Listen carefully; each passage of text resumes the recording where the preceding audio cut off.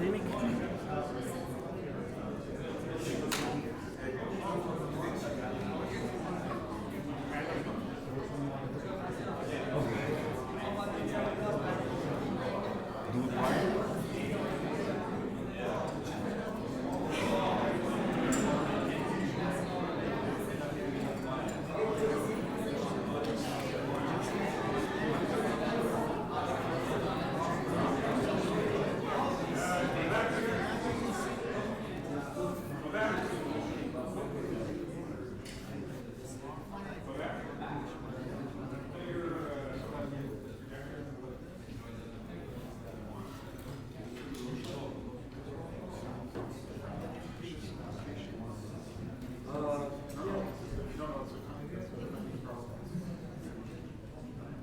Do it wide.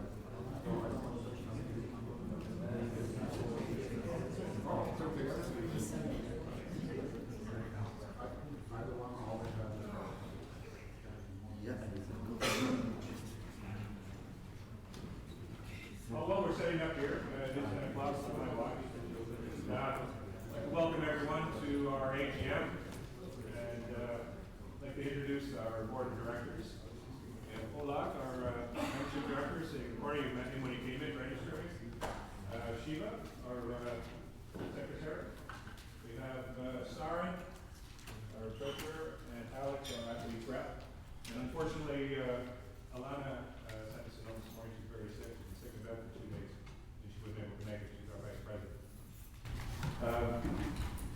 I have a letter to read from the president of the O'Reilly Canada, Terry Volpe. It's my message to OKF. Congratulations on the previous year. The OKF has taken great strides forward, and the OKF athletes have done well at recent Pan Am Championships and Pan Am Games in Lima. More events are being planned in Ontario, and in recent conversations with representatives from the government, they indicated that the OKF is much improved in reporting. And in our officiating, it's been commented to Greg that the training has been more focused and relevant. Thanks to, I'll use the first name of that, taking leadership of the officiating.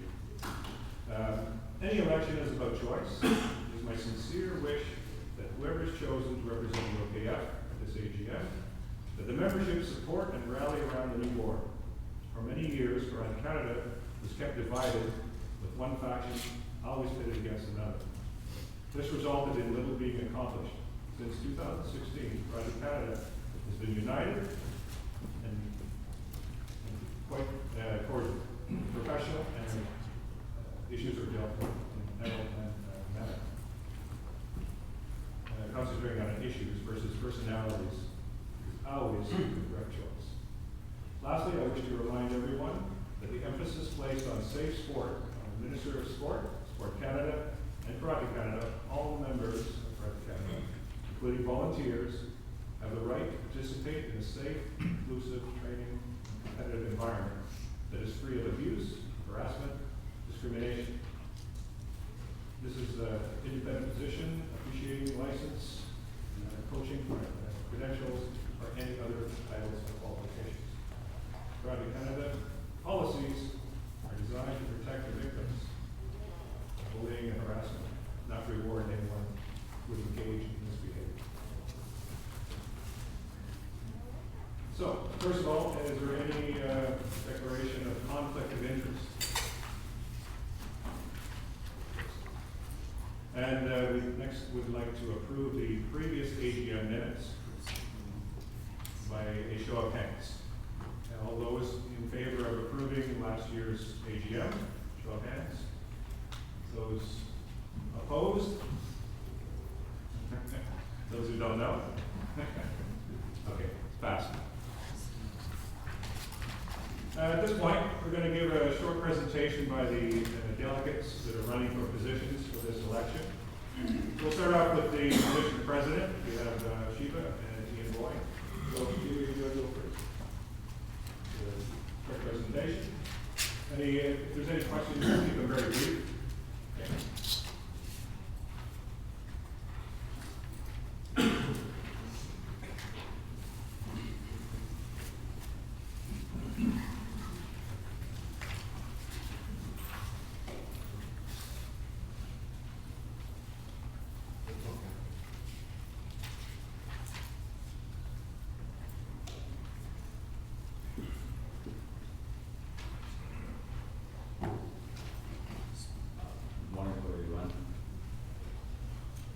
take time to come here and support Ontario Pride Federation.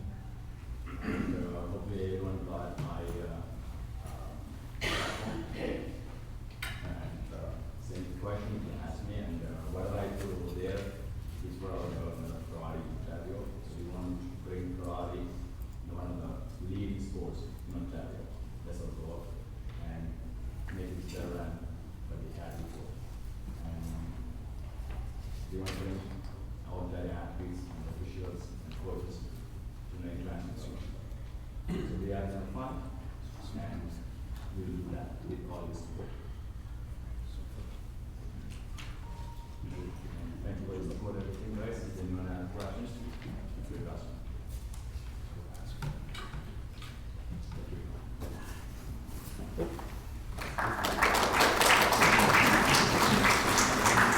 And back here, your short presentation.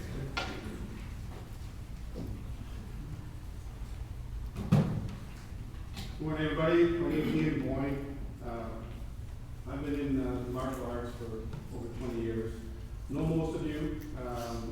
Hopefully most of you recognize me as one of the unpopular guys that officiates.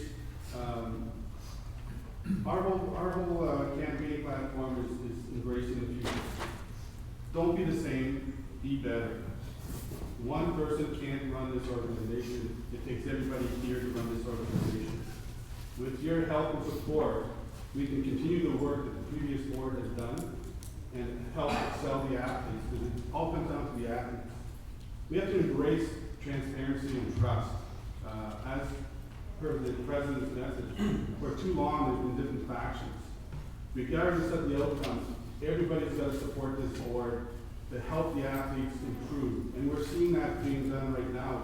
If you look at the results in the most recent Junior Pan Am Games and Senior Pan Am Games. We also have to embrace inclusion for all, not just the elite athletes. That's a small portion of our organization. It's the recreational athletes. That's our stepping stone. That's our building blocks to our elite athletes. We can do that with providing them with more opportunities to train with our provincial and national coaches. You know, we have some amazing skilled practitioners right here with amazing knowledge. We have to draw on that to help propel our organization to the next level. And lastly, we have a fairly decent, good athlete development program, but we have to embrace and improve that athlete development program. You know, we have people, you know, we have the different senses here that have amazing knowledge. We have to utilize them, put on clinics for the recreational as well as the elite athletes. I hope I get your support. I hope I get your vote. And regardless of the outcome, we all must support the Ontario Karate Federation if we are to bring it to the next level and not be divided as we have in the past. So thank you very much.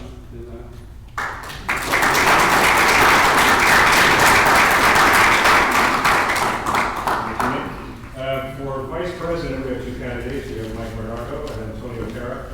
Antonio's not here. He's not arriving until this evening. Put up his. So, I want to take a moment just to read through his background and credentials. And Mike, if you want to come up and.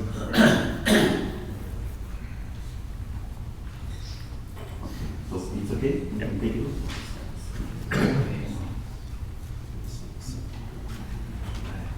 My name is Michael Bernardo. I've been in karate for 48 years. I have 5 karate schools around the London area. My background, I kind of come from what some people call like an open circuit, but I think any good board has to have different points of view and different backgrounds, and I think what I can bring is a different point of view. You know, I'm about growing schools. I'd like to help all the schools grow, because more schools, more memberships, you know, more revenue, more competitors. I think that helps the OKF.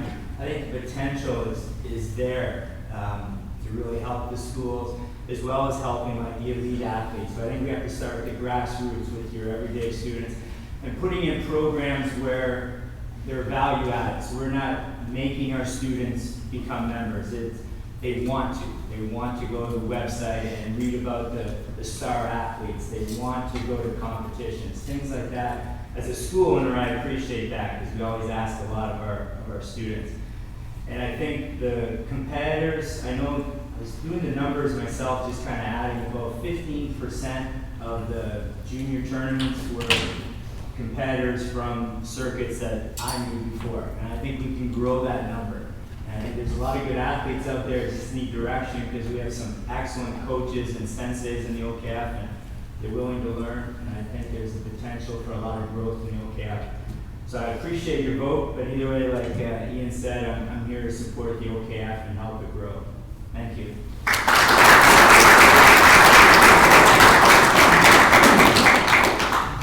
The position of secretary, we have Rob Pastor.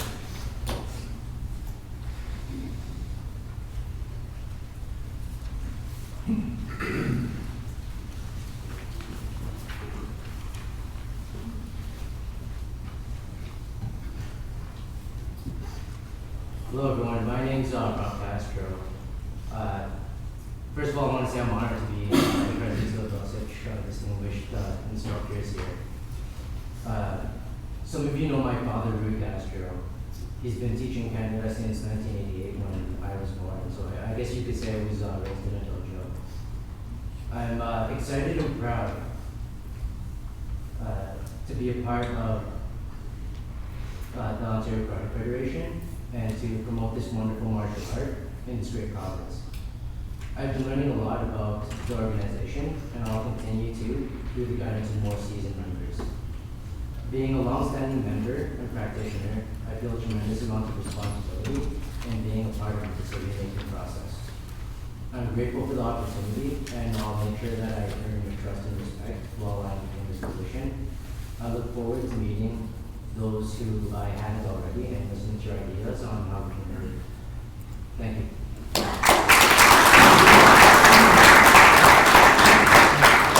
Thanks, Rob. For the position of athletes rep, we have two candidates. We have Alexander David, who's our current athletes rep, and Daniel Zinsky. Not here? He's here. Okay. You want to take it first? Sorry, I butchered that name.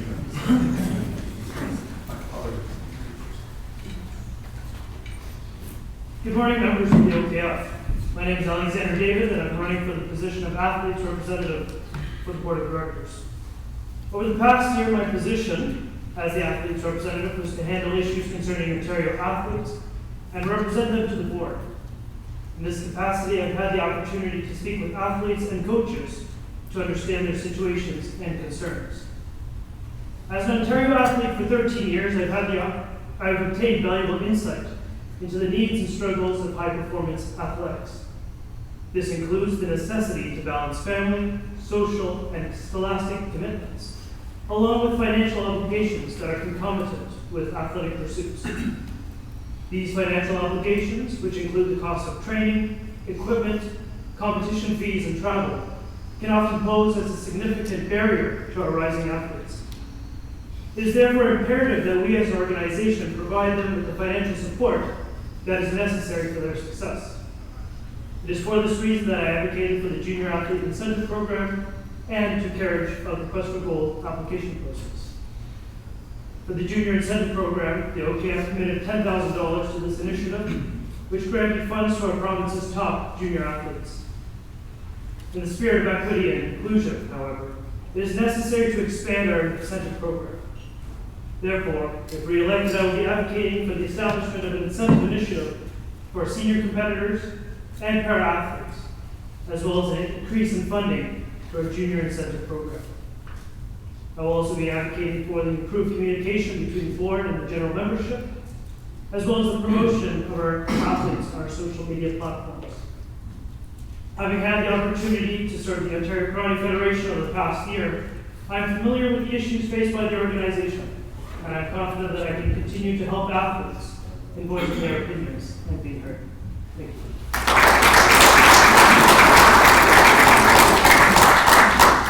Daniel?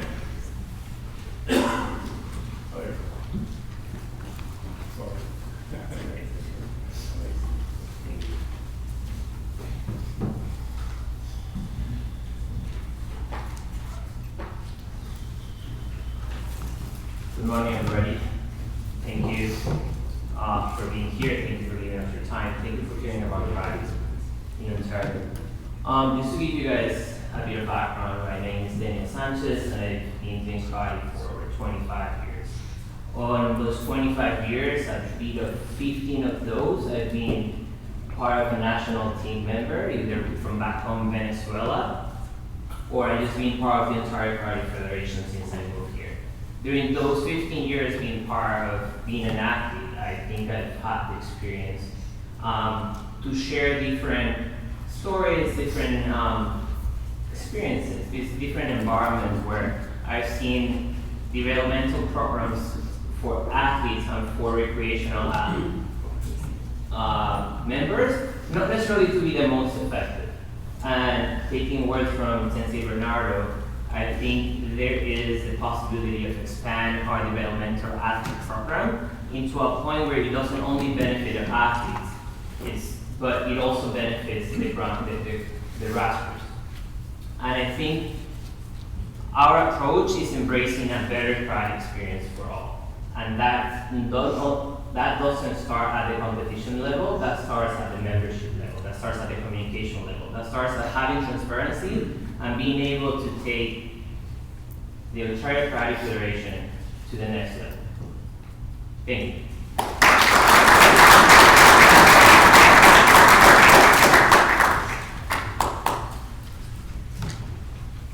I forgot to introduce myself at the beginning. I happen to be celebrating my 50th year of training this year. And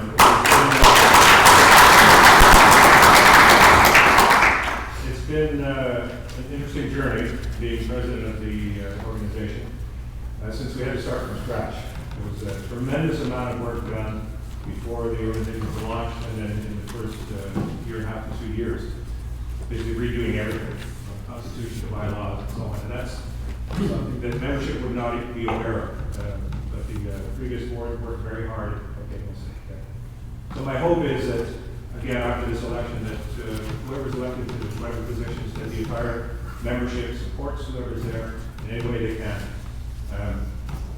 Being involved on this level, pretty much done everything there is to do in terms of an organization, from being a competitor, a coach, a national coach, and so on and so on. Being involved politically, I've discovered is not my thing. I'm not a very good president because of a very poor administration, but I don't mind talking to people. And in the beginning, it was necessary to bring people together. So a few times we had some meetings to clean up some misunderstandings that were out there in terms of our role as a PSO, especially when the sanctioning was brought in through the government. And I hope that was useful in bringing some people together that maybe not would never have come together. So I'm quite happy to pass the torch to whoever's going to take this position, and I wish them well. And we truly need to stop using terms like my side, your side, my group, that group. We're never going to get anywhere. We're a karate organization. I was told a long time ago, as part of an organization called NAPMA. Some of you may be familiar with that, some of you may not. It imploded, unfortunately, but for many years it was kind of the cutting edge in terms of the martial arts industry, in not only North America, but around the world. And John Grady was the one who founded it, and it started from very humble beginnings to having 3,000 schools part of this organization, and his conferences were amazing. 3,000 people to a school, it was wonderful. He made a comment one time, and it really brought something to my attention. It says, you know, if karate was to be eliminated from the face of the earth, it would not be missed. And that didn't mean to disregard anything. It meant that let's keep ourselves in check. We're a sports organization. We practice a martial art. It's not life and death. It's competition. And with all the internal bickering that goes on sometimes, it's a waste of time, waste of energy, and nobody gets anywhere. So we are a small group. So if we work together, we can become more significant. But by continuing this dividing in my group, your group, this group, anyway. So again, I just want to say that I hope that as we move forward, we stay united. You stick to what we're doing. We've made some really good progress in the last few years. So let's continue with that, please. Let's encourage more officials. Let's encourage more athletes in our training. And if you need help, ask. If you have a question, ask. Don't ever go home assuming something. Then it's just like it just festers. And then we always assume the worst of human beings. Anyway, that being said, I look forward to going back to becoming a rock star.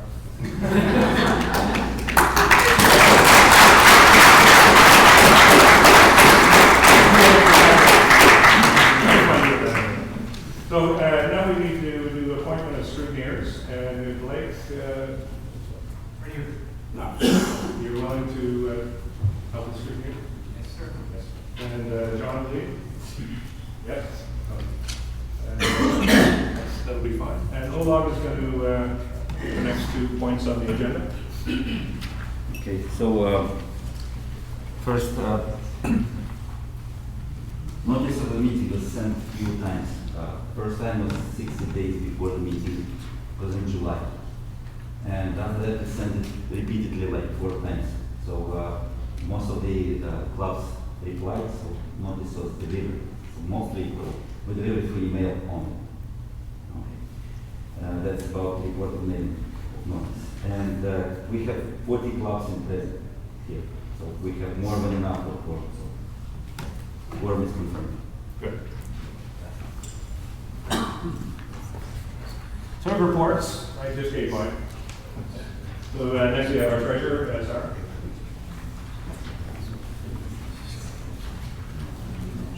After Sarah's report, then we'll take questions. He'll take questions.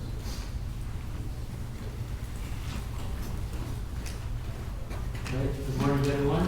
My name is Saran. I'm the treasurer for Ontario Karate Federation. I just want to kind of quickly go over our financial status of last year. And from 2017, it was growth that we were expecting to be exponential, especially because there was such a short time frame in 2017. But then from 2017 to 2018, we were expecting about a 5% growth. That we weren't able to hit 5% exactly. We were about maybe 2.5%, which was okay because we were still gaining all the membership to come in and getting all the programs in place.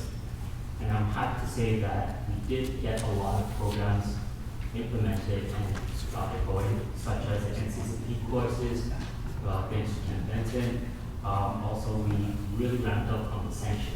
I believe it was about 42 different sanctioning events just in the last year. And we also have now more training events for the athletes and also for the officials.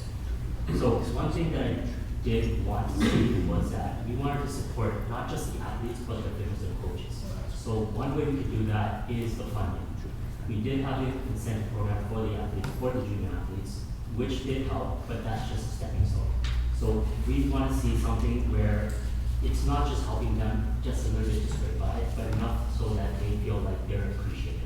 And it also comes down to the officials too, officials and coaches. When they go out to support athletes and the nationals, they want to be appreciated too for their time and efforts. So what we want to do, working with the ministry also, is getting approved for more funds so that we can basically pay back forward.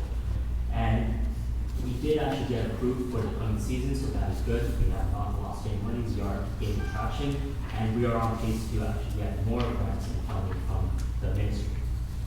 Another thing that we can look forward to, especially for the coming year, is the recreational aspect.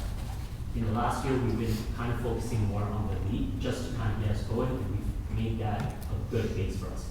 Recreational-wise, we'll see a huge growth, and I'm expecting a lot more, so that way we can also send that back to the athletes and all the programs that we want to do. Another thing that we've been doing, and kind of taking notes from Project Quebec, is investing back into OKF. So that means at our tournaments. So not just kind of going to the traditional analog, we're trying to ramp it up so it is more automated, so we can make it more efficient. So we're not losing too much time, running late. We still have that problem, it's not perfect, but this is one thing that we have been kind of focusing on, is investing back into OKF. Whether that be mats, because we did actually increase the number of mats that we're doing at tournaments, so which has been helpful. Other than that, electronic monitoring, we've been really ramping up on that. So that's been helping us out in the long run and will be helping us out in the future too.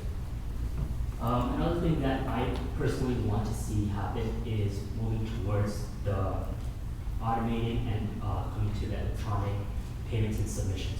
So that means rather than just submitting forms by hand or in person, checks by hand, in person, by mail, try to move more towards the automated end.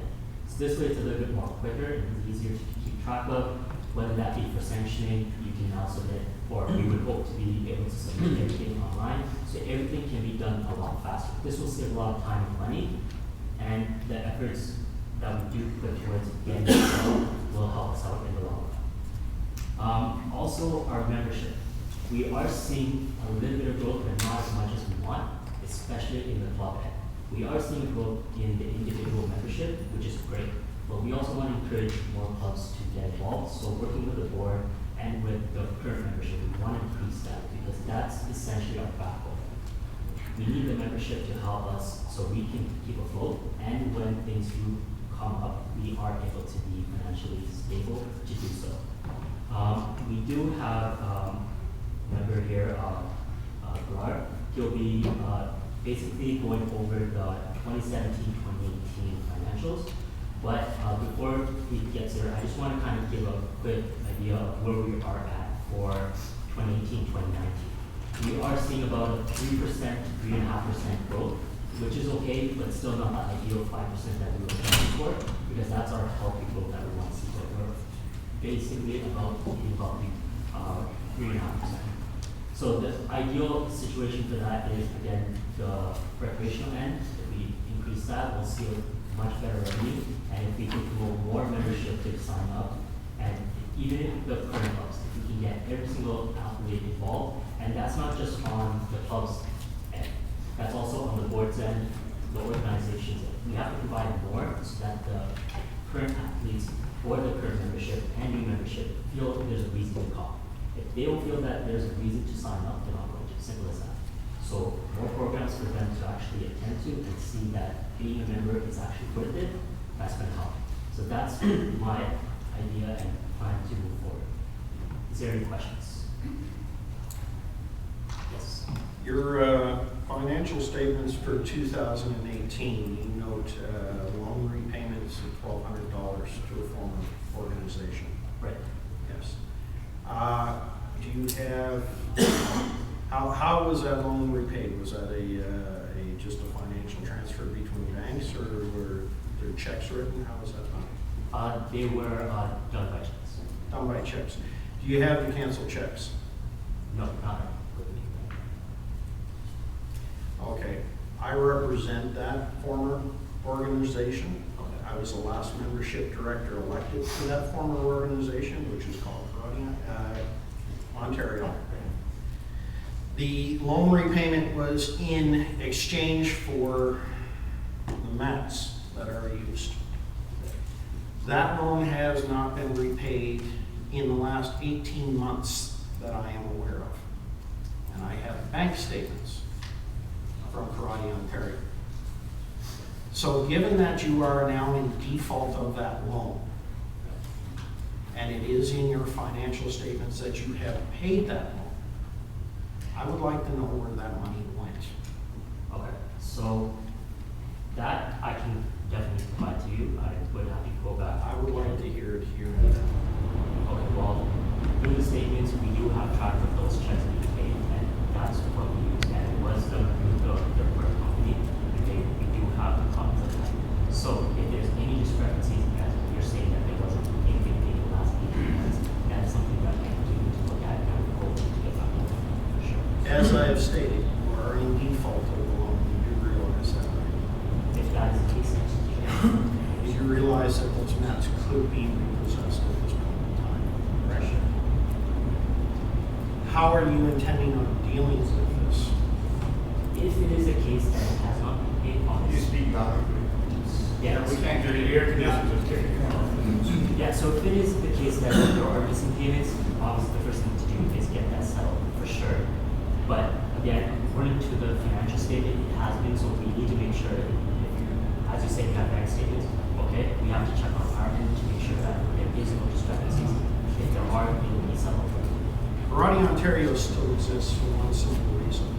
There are outstanding legal costs with regards to the court cases to settle out Karate Ontario. Okay, Karate Ontario will not cease to be a sports organization body until those outstanding costs are accounted for and paid for. The only asset that Karate Ontario currently holds are the loans on those mats. Okay, so at this point, it is in the Ontario Karate Federation's best interest to deal with Karate Ontario, and I know attempts have been made for communication in this regard. Okay. To settle I it. can- And I know you've talked to Antonio. I Yes, we understand. send emails already. There are still outstanding I know, issues. but no reply from your side. Antonio passed it to you guys, and no communication from you back. I have the email. So, my point being is that there are 18 months that I am aware of where no payments have been made. It will be dealt with. It is in the best interest of both parties to deal with it in an amicable solution to prevent two organized sports bodies. And that goes into what Brad mentioned, the two organizations. We don't want that problem again. Yes, I Did I make myself clear? Yeah, absolutely. Yeah, so definitely making sure it's that and get back to you. Is there any other questions? Okay, so I'll just invite Mr. Rara up here and he'll go through the financial statement for 2017.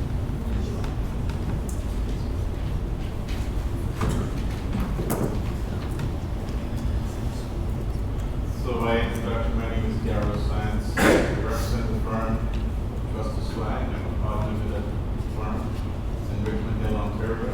It's a firm of about 30 staff.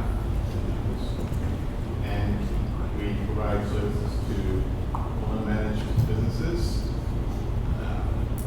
including charities and non-profit organizations like yourself. We've been there accountant for 2 years now, so hopefully we can continue to be the accountant that's time to work. So on to the financial statements. I'm not sure everyone's had a chance to look at them, but I'll just go through them quickly. We issued a review engagement report on the financial statements for the year ended March 31st, 2018. And we dated that report February 15, 2019. We basically said that the report is a clean report. Nothing has come to our attention that causes us to believe the statements are not fairly presented.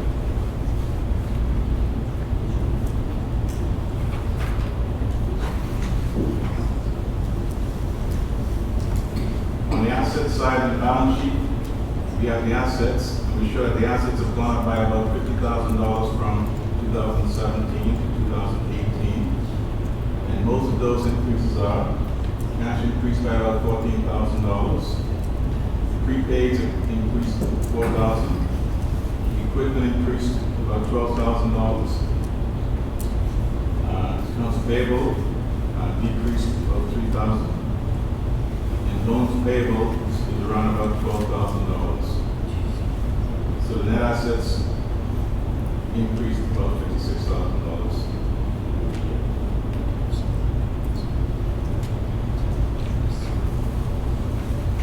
On the income statement side,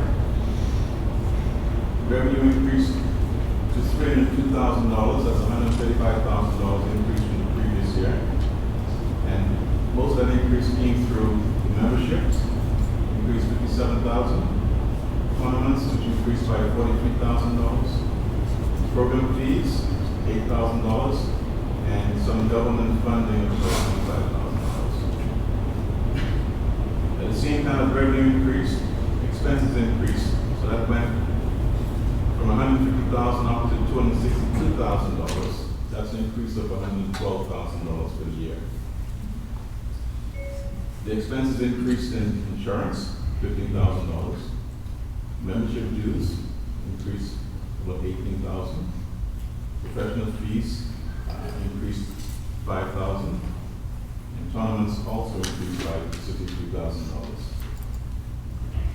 So when we look at our revenues minus expenses, we have a surplus of $40,000 of revenue. That combined with previous year's net assets of $16,000, and that shows our balance sheet grew to $56,000 over the previous year.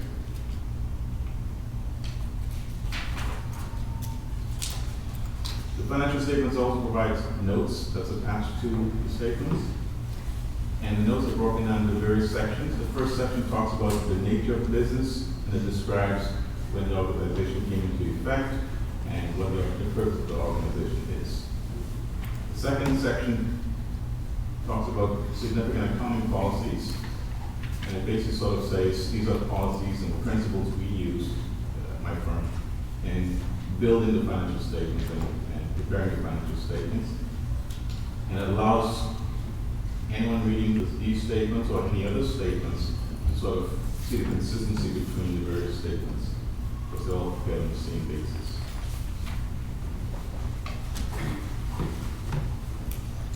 One of the notes talks about equipment, and I think the gentleman over here referred to it. It talks about computer equipment and various other equipment such as mats. I think it's mats and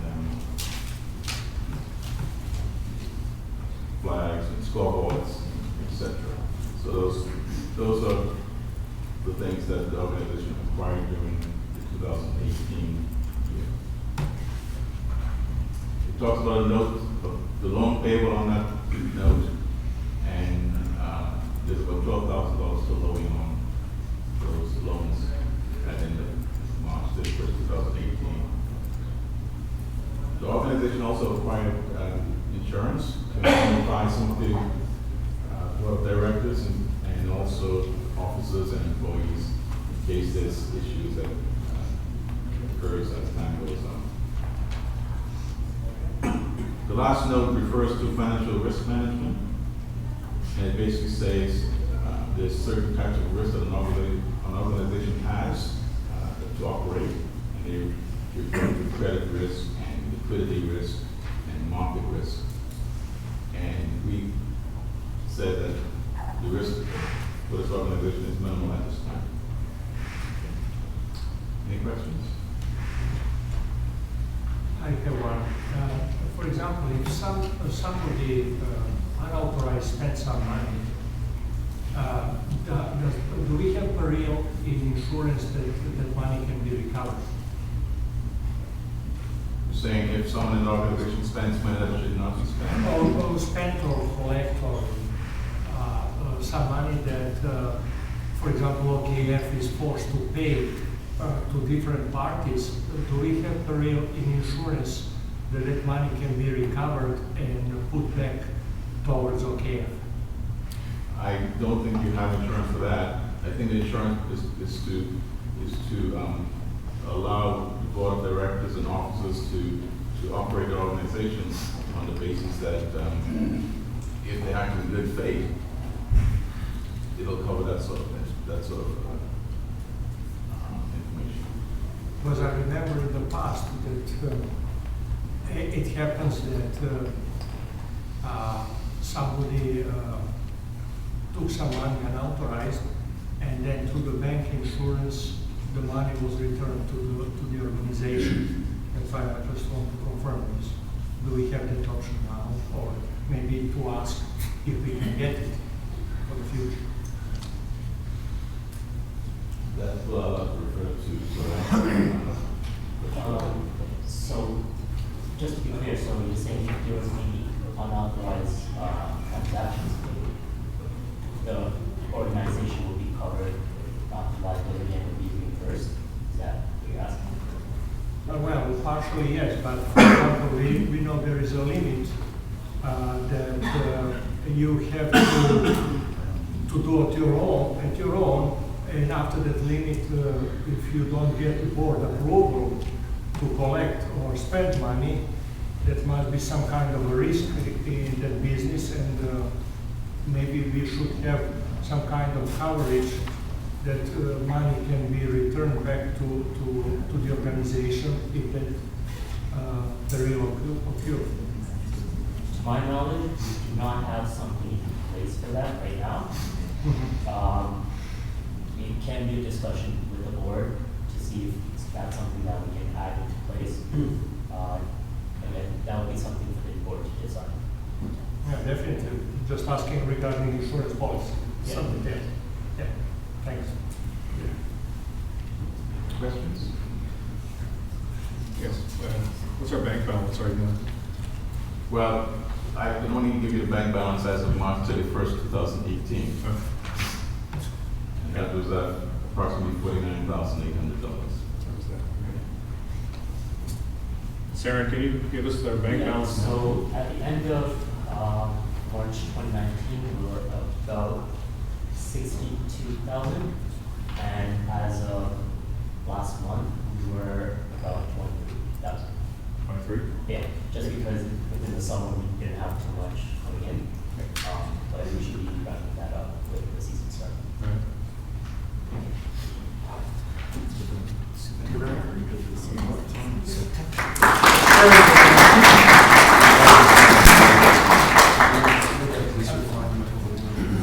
All right. So we move next to reports by the committees. So first up we have our NCCP Director Ken Benson, give a quick report, followed by the back officials.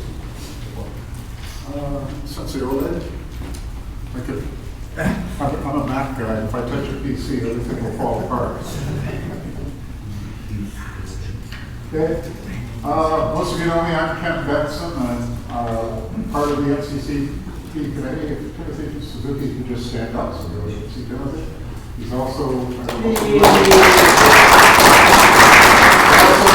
NCCP workshops. There's only one file.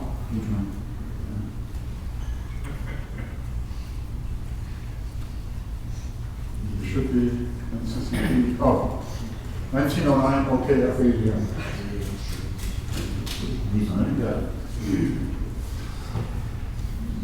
There we go.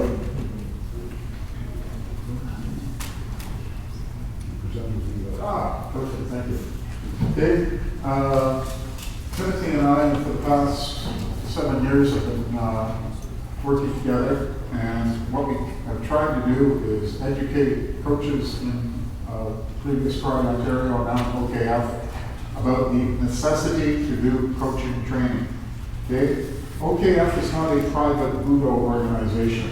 It is a sports organization. It comes under Sport Ontario. Okay? More and more funding is being tied to, you've got to get your coaches through NCCP training so that we can say all the coaches on the floor at the provincial event are trained coaches under the Sport Canada system. Okay?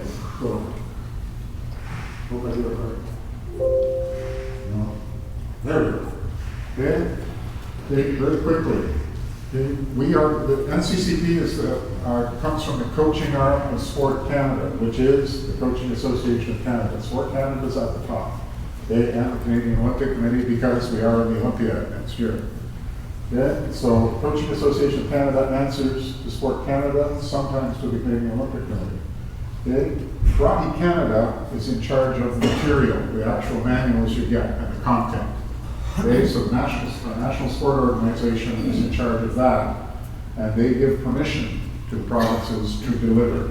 So in every province, the Provincial Karate Organization is responsible for the actual physical delivery. When we do these, they are Karate Canada events. Okay, so just trying to talk to you about that.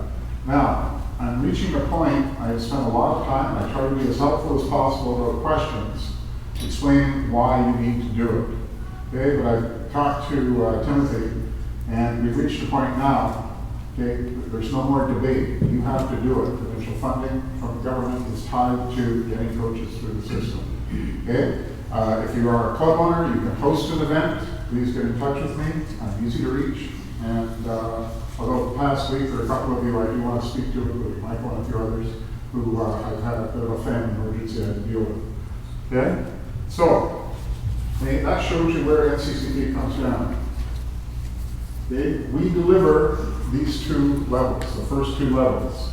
Okay? But now that quite a few of you have gone through the first 2 levels, and some of you are already into the next level, competition development, okay? Either Timothy or I will be happy to advise you about who to contact or take a look at your transcript, give you some guidance as to where you should go, where you want to look for moving onward and upward in the NCCP system.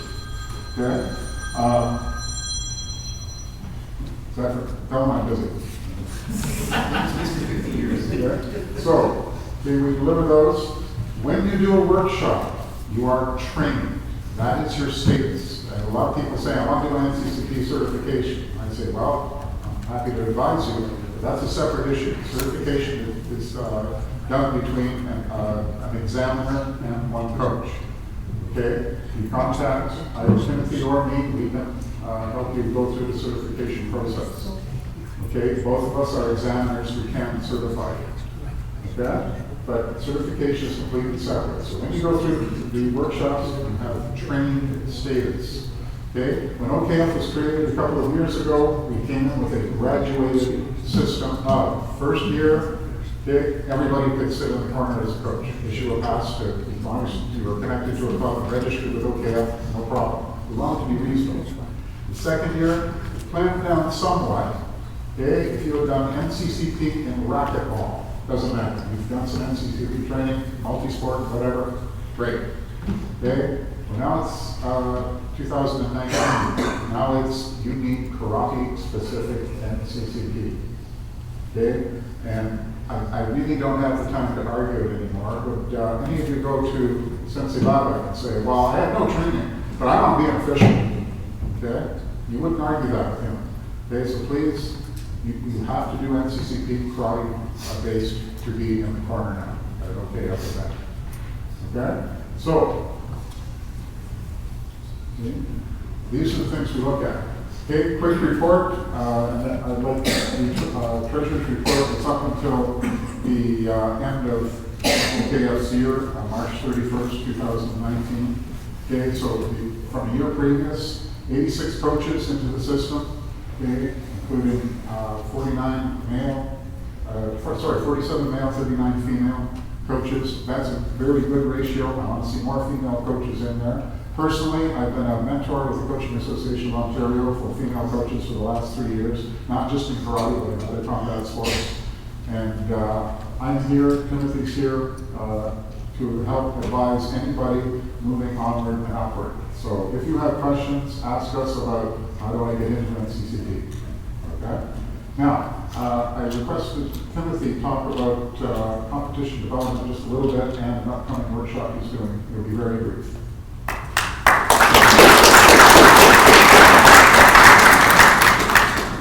Good morning, everyone. My name is Timothy Suzuki. I am a coach developer. That is the new term that we're using. We're no longer using learning facilitator. Okay? So to understand a little bit about where everyone is, it is very vital for you to understand that we have 2 streams, the competition introduction stream and the comp dev, which is development. So within those 2 streams of karate, there are requirements that coaches, instructors need to comply to, and that is that we have the multi-sport integrated within those 2 streams. So 3 years ago, the Coaches Association of Canada has decided now that they are changing the modality of training and learning for all coaches, and that we have gone through now a new phase in which a lot of the old learning systems are now have gone through a revamp. So a part of that was I was a part of the team to review some of those older training systems, and now gone through a little bit of a change. So the plan is that within the next 5 years, there will be certain modules that are going through changes. So as officially this year, FMS, which is the fundamental movement skills, has already gone through that change. Plan of practice, ethical decision making, developing athletic abilities, And of course, the last one is building a sports program. So that has been released officially in the last 3 weeks. So we, myself included, we will be delivering those on an ongoing basis. And if you are interested in hosting a multi-sport component, we'd be happy to do so. In December of this year, I'll be delivering DAA, which is Developing Athletic Abilities, as part of the comp development course. This is through the Coaches Association of Ontario, and we will be doing that as a delivery in December. So it's the first week of December, and I will ensure that that will be posted early so that if you decide that you need that as a requirement for your portfolio design, then you can contact Coaches Association of Ontario, or you can contact me directly. Thank you very much.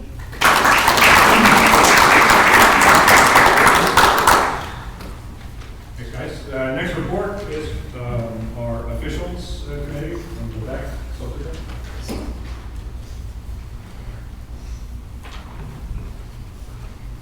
So good morning, everybody. First of all, I'm going to actually thanks to all the officials that they dedicated time in the last year, participated into all these events, as well as the coaches and all the members of OKF. Just want to quickly introduce, I don't have all my members, but we have a new member joining us, is Maya Kemani. She's here right now.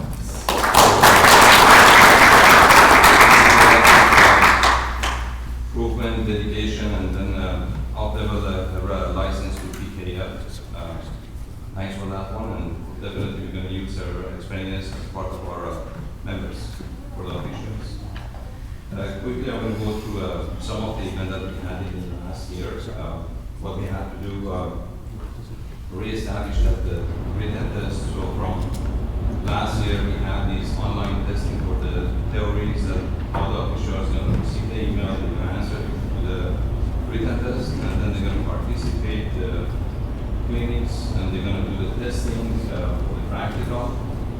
And since every year we do have about minimum 3 official clinics, and upon any of the club's request, we started to have, as long as we can have 10 participate, so we can arrange an additional course and clinics for your event, because mostly what we had in the past was localized in the Greater Toronto area.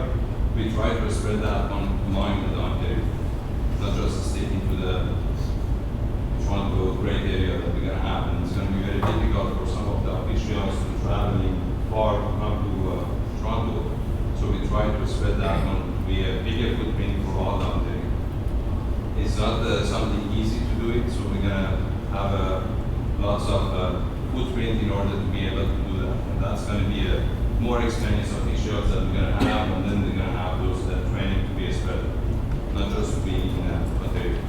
Having said that one, we do have 4 official clinics that we had in the last year up to recent month, which was that normally we have those one prior to each of the tournaments that we have for the OKF selections, and the weather is that the day before or a week before, so we do have these clinics.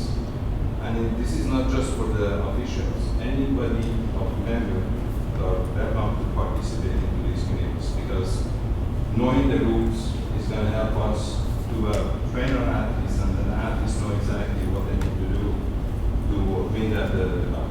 So that's why I encourage everybody actually to participate in these clinics. It's good to have everybody going to the coaching and NCCP, which is this is hand to hand, so that we're going to get as a one team effort to do these activity and improvement.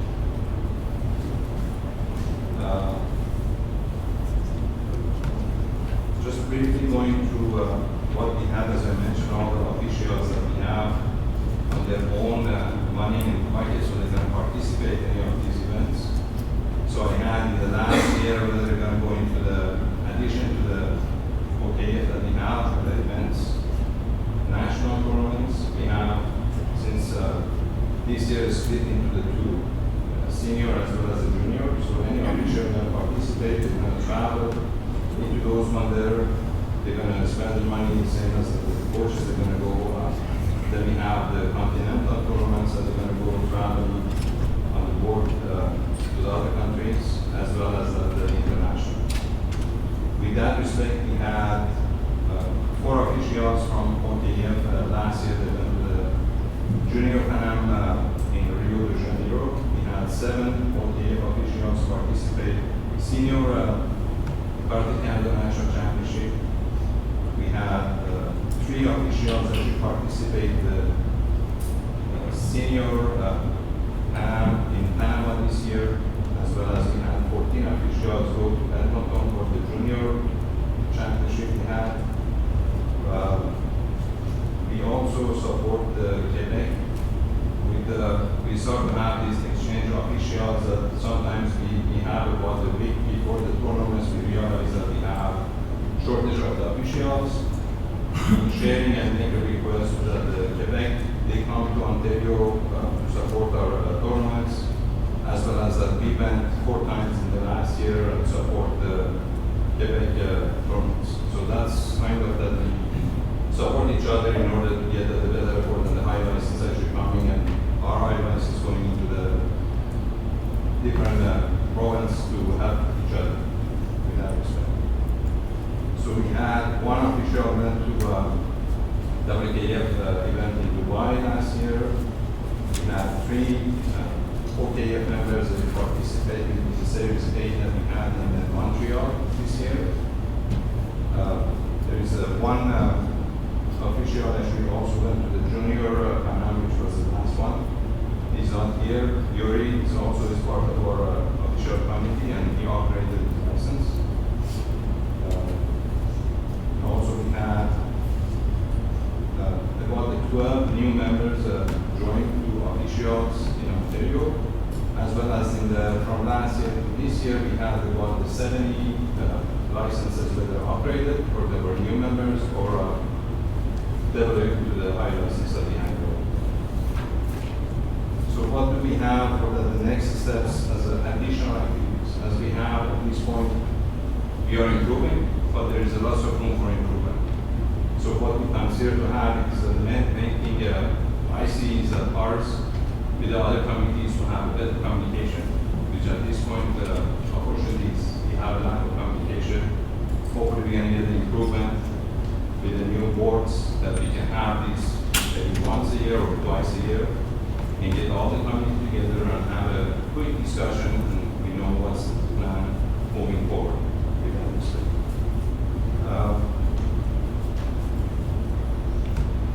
Other activity that we can have is that, as we know, it's very difficult for the officials to come always to the Toronto. We are developing webinars, and this is right now, it's at the stage that we are testing it among our official committee, that we can have within a 2.5 to 3 months course. We can have once a week, between 1.5 to 2 hours. Everybody, wherever they are in Ontario, they can just log in into this webinar, and then we can have both over the rules for the theories and stuff that get everybody coming to one location and have that go over the rules. So this is going to help that when we compress all the rules into one day, it's going to be very difficult. When you spread it into a longer time, so it's going to be everybody actually get better memories of the rules. And then within that period, probably going to have maybe 1 or 2 sessions prior to the clinic, prior to the tournaments. We can have a testing as well as a practical for those officials. Hopefully, this is going to be improving, and then we can have a bigger footprint with respect of the officials to be not just localized into the great cities, and we can have all over the country. So that's about it. If anybody has any question? Yes. Just a comment. You mentioned about coaches learning the rules. I wanted to add, right now I've had to put certifying coaches at the 2nd level competition introduction because the National NCCP Committee, Party Canada's NCCP Committee, is figuring out exactly what rules test they want to give. You will not be able to get certification as a coach at the second level without passing the OKF rules test. So I'm sure the officials are all right on, because coaches have to learn the rules too. Okay, so I just wanted to add that. That's great. So having said that, as Ken mentioned, also what we have, we created the official handbooks. It's not published yet. So the new board members coming, they're going to take a look at that, and this is going to help our officials that they know exactly what are the steps they need to take in order to move forward, instead of just we talk about it. So there's something documented that everybody can see. These are the steps that we're going to take in order to move forward, instead of coming into each and then go back and forth and change rules. So therefore, it's going to be something written that all the officials they know is going to be published in our website, and then easier for the new officials to come and understand. So how we're going to improve yourself and how you're going to go to the next steps. Any other question? Thank you.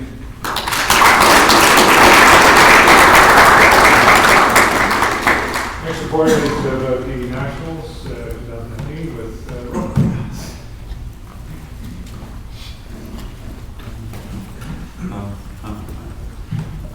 Hello, nice to see everybody. My name is Roman Saltikov. I've been with coaching in Ontario last 18 years. As dojo coach, as provincial coach, last 6 years. I'm with Canadian national team, senior team. We support the organization, and result of our work in sports and results international. This is what everybody expecting. Government expecting results international. Wrestling's recreational part, junior development part.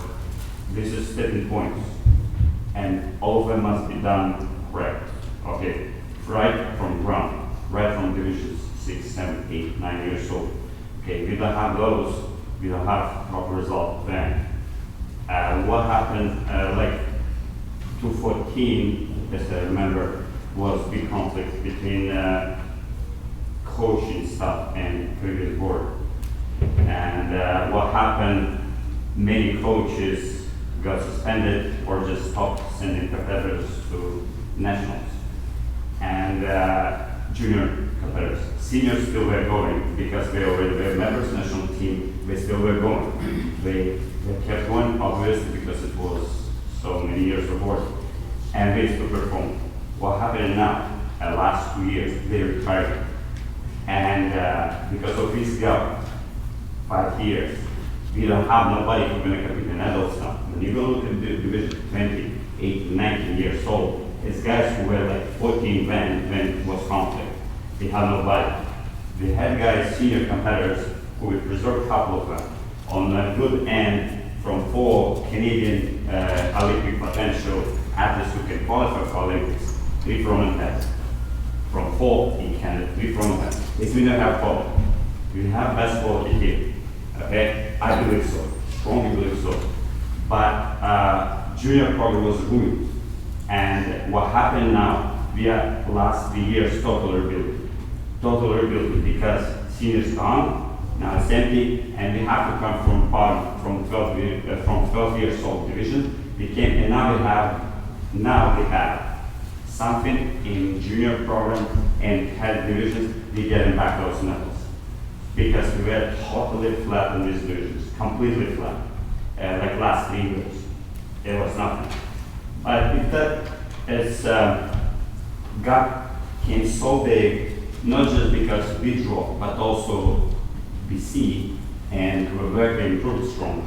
They're really, really strong. BC improved because last nationals was 3 or 4 nationals enrolled was in British Columbia. It gave boost to their programs, especially junior programs. But Quebec, they're working together. It's karate, I guess, it's a little bit more popular in Quebec than in Ontario, especially the sports program. Anyway, what happened? We tried it last year. They elected me as head coach, and we worked with high performance committee, and we made the training plan. We're trying to address all these issues that happened. What's the main issue? We needed to make stronger junior program. Okay, then you're gonna have in a couple of years, obviously result the senior program. It doesn't work a different way. You cannot take 16 years old kid or athlete who never competed in sport and make him 18 years old competitor who are gonna win nationals and adult division. It's impossible. I never seen those, maybe in third, maybe super talent, but that doesn't happen. Okay? Doesn't happen, so that's why we need to start from 12 years old, 12, 13. They have last new clubs Europe karate and from open ring, like open circuit. And we were happy to see those clubs because I saw lots of talented kids. Yeah, we did different rules. It's all just about rules. Just change a little bit, changes a little bit the technical part, and they're fine. They have characters, they have physical abilities, they have talent, they have ability to compete. Just a little bit redirect, and that's it. And they have good core because they have to start from those guys till 13. And then you're going to have 14, 15, 16, 17. Okay? That's why it's not very difficult. We just need to find coaches who give us a little bit of commitment. Okay? Pretty much one athlete, one talented kid from each club, they have a super strong team. One, guys, one. You don't do commit, okay? Then we do kata. We all senses. I have to teach karate, do kata. Prepare one guy. You don't want to prepare, select one guy who's talented, who wants to do that. Give to somebody else. Help just one guy. Just connect with some coach who doesn't, okay? And give this kid a chance, okay, in sport. Why not? It's not so difficult. It's really not so difficult. Just be open. Be open. And we tried last season, we made first time open time trainings. It's been before the select team. It used to be only team members go for team training. We make open team time trainings. They meet other coaches, kids who wants to qualify, and they train as team. And we get a little perspective of team. What a bigger way, what we train is or a little bigger perspective, okay? And many people join and try that, and I saw kids and then move on forward and improve. This is great. And then we had a few of those trainings. The last year was challenged also because 2 nationals, this means coaches staff had double pressure. They had 2 nationals to go. 2 process, 2 itineraries to prepare. It's much more difficult. And instead of usually have 4, 5 events maybe for coaches to deal with team, we had 13 events with all these open time trainings.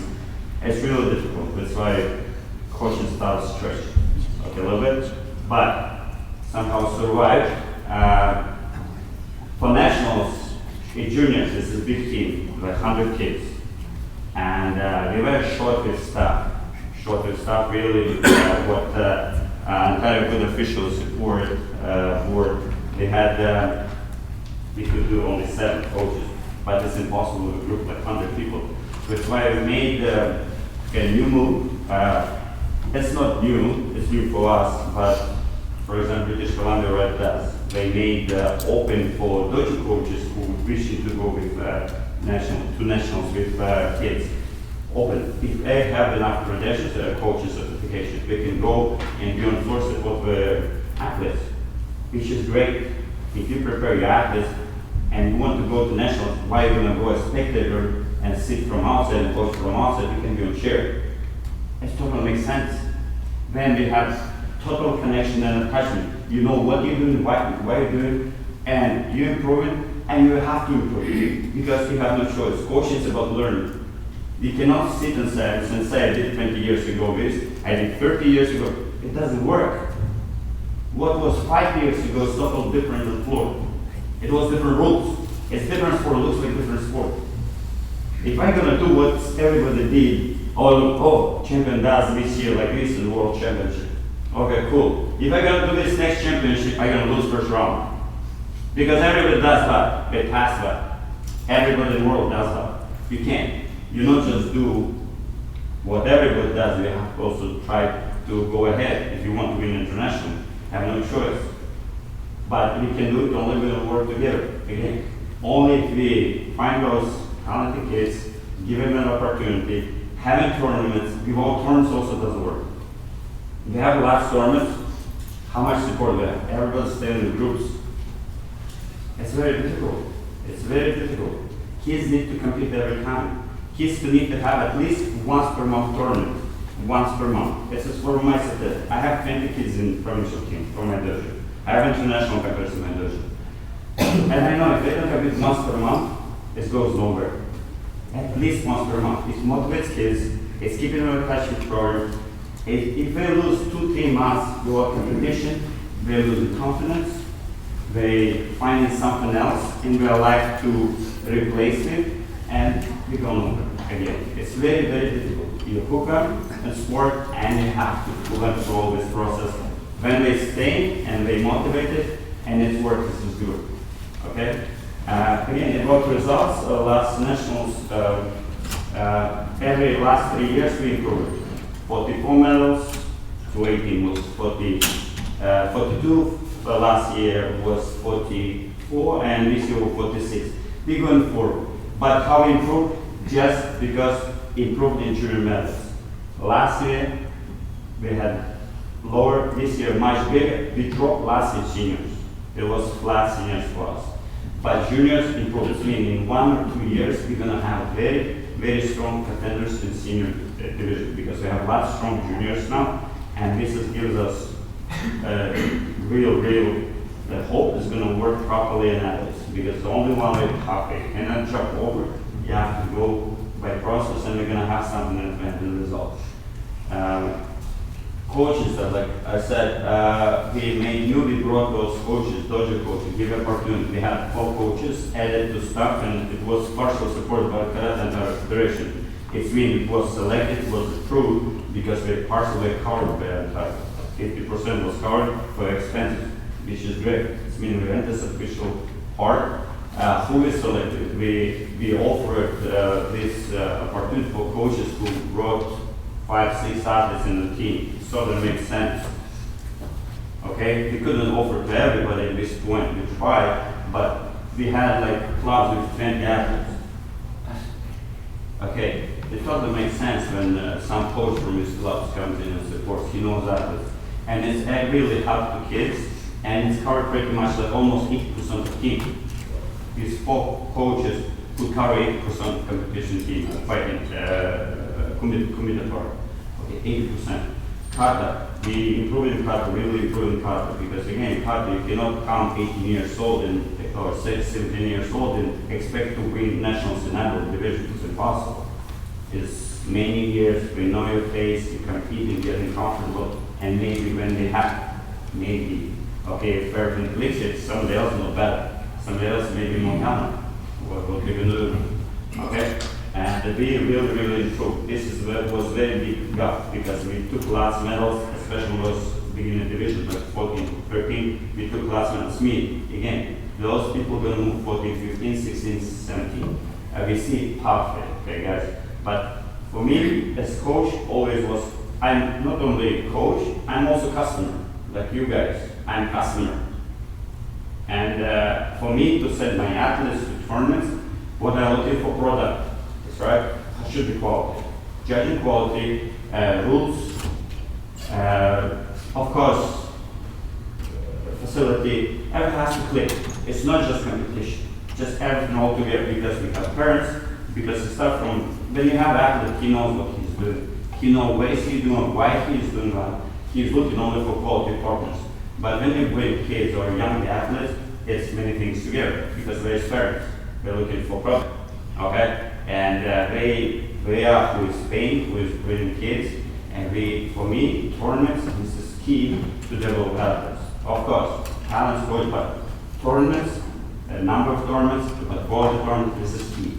And this is what we're lucky. If you would live in Europe, in, for example, Luxembourg, or excellent, or we don't have this, we don't have centralized training. Yes, we don't, probably never gonna have. I wish national team doesn't have. Only a few countries in the world have centralized training. In the world, people travel to some kind of Kazakhstan, not so much, sorry, just to Kazakhstan to train on the Olympic base because it's only one country or a couple of countries has it. They train from all over, from States, from even Japan. They want to train in that because they have this facility. We don't have it. Okay, this is reality. That's why I have to create something here. Competitive environment here. But I cannot create in my dojo. It's impossible. I am limited again with talent and limited with facility. It's impossible. It has to be, we have to all together, work together, and something going to happen with her. Okay? We're going to have results to that. And if I would live in, again, Luxembourg, I go to Belgium, take car, go to Belgium next weekend on break international tournament, or go to the Netherlands, I go to Germany, go to Italy with car. We can. Every trip for athlete from my dojo, from any of your dojo, takes $2,000. $2,000. A year, they travel 4 or 5 events, take $10,000 to build, to compete. I have athletes travel, $10,000, 14, 15, 16, 17 old. Good luck. If you're talking to athletes like Daniel, who compete in the Olympic program, good luck. 5,000 a month, okay, clicking. Okay, now come. How much support? Not much. Okay, pretty much zero. Okay, looking for private sponsors, okay? This is real. But like I said, you cannot spend for every development tournament $2,000. How many are you going to do every month? You can't. It's impossible. When you develop the kids, decide key inside tournaments.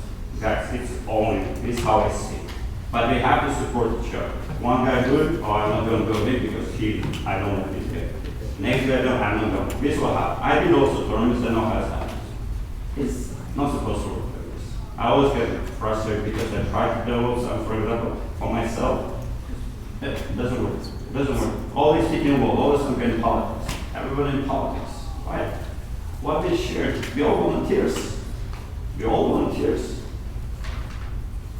Okay, guys, I guess.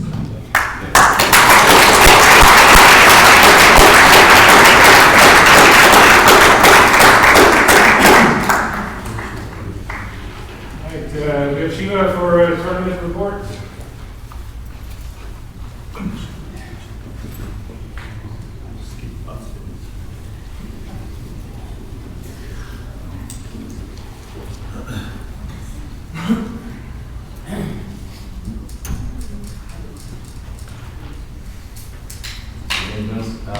So again,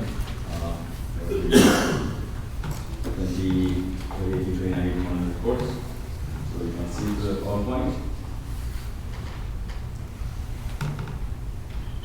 Okay, the selection one on the 2018 September, we got only for elite, the ones 2045 athletes.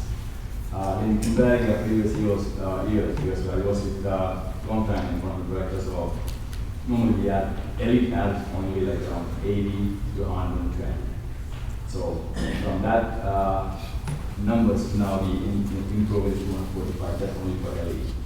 And selection one, and you look at selection two, is increasing to 169. So the reason we only focus on the elite was the ministry looking for, they count the number of elite, they don't count the patients, so they want to promote everyone to most of the athletes to be elite. So, and the selection three, you can say number we try with the recreation and the elite together as per the class request, but we didn't see any difference that much, only you can see around 80 is more than average for the recreation, so you can see that report. And then you can see selection 4 is the unnecessary previous that have been done to the juniors. And then again, selection 5 same thing for the juniors. So, and you can see how many clubs have participated. And then the next one is Toronto Open. So the Toronto Open will do really a big marketing. I think just the basic regular tournament. So that's just going to be 166 athletes.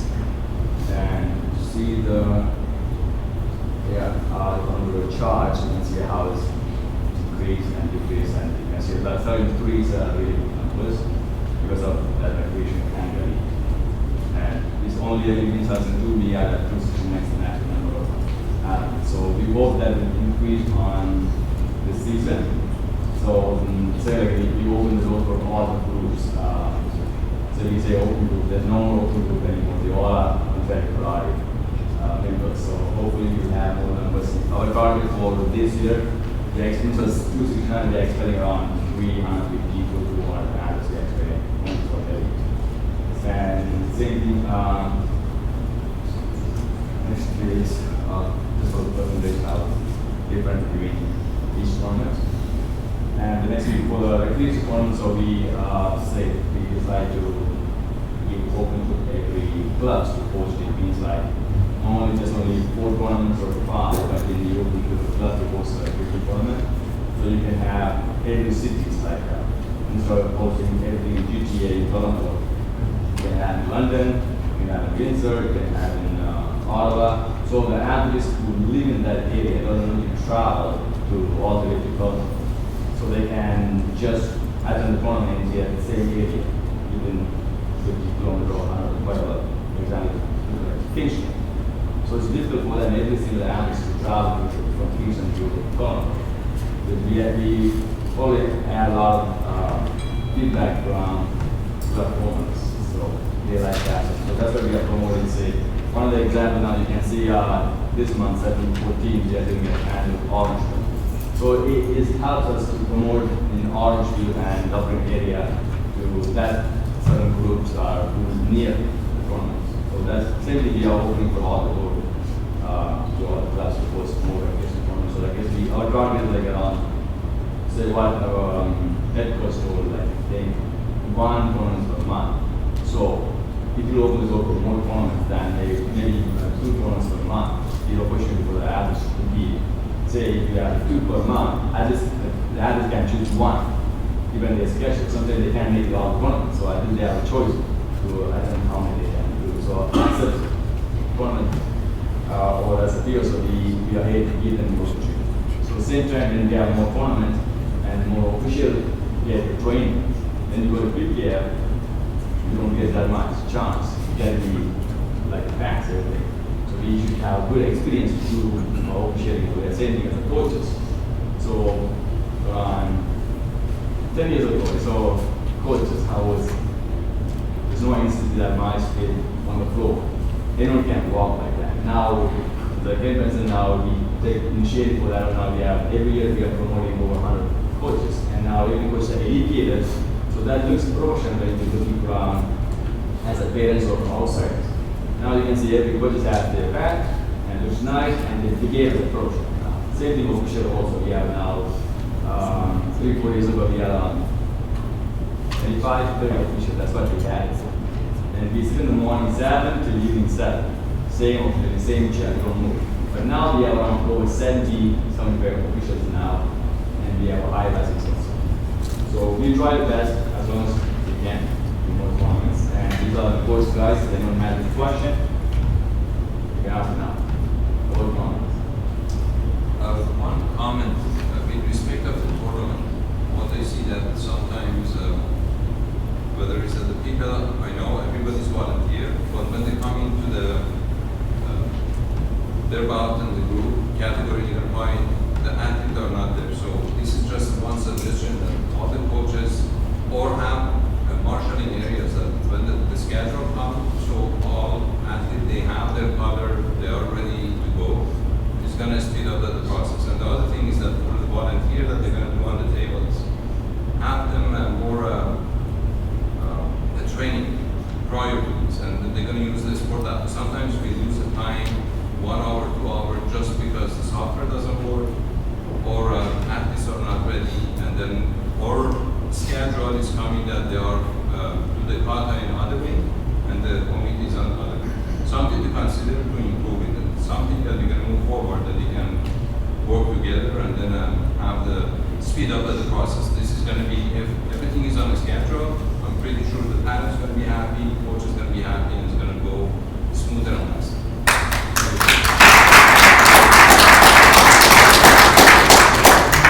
So thank you for the feedback. So we are looking to that. So we will work together to improve the schedule. Thank you. Any other questions? Thank you.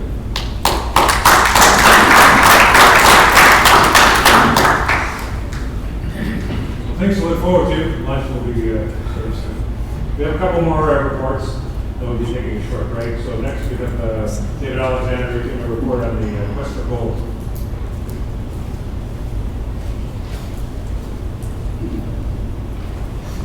The Quest for Goal program provides funding to enhance access to high-performance coaching and to provide enhanced competitive opportunities and services for Ontario athletes.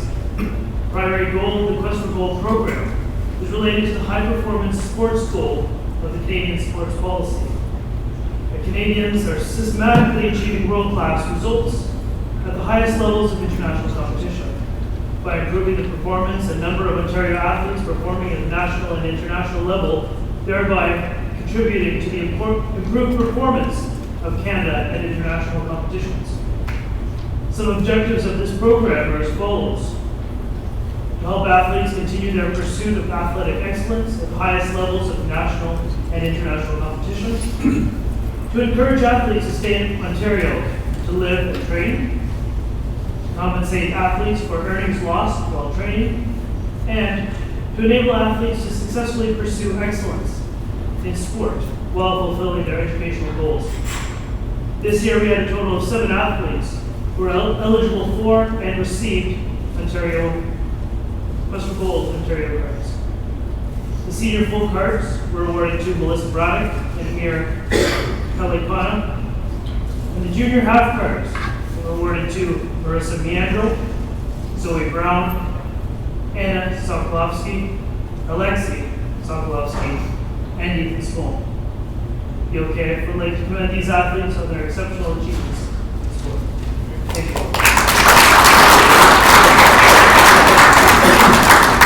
Are there any questions with Quest for Gold? Yes. How much do they get? The full card is 4,100. It's full, okay. Thanks.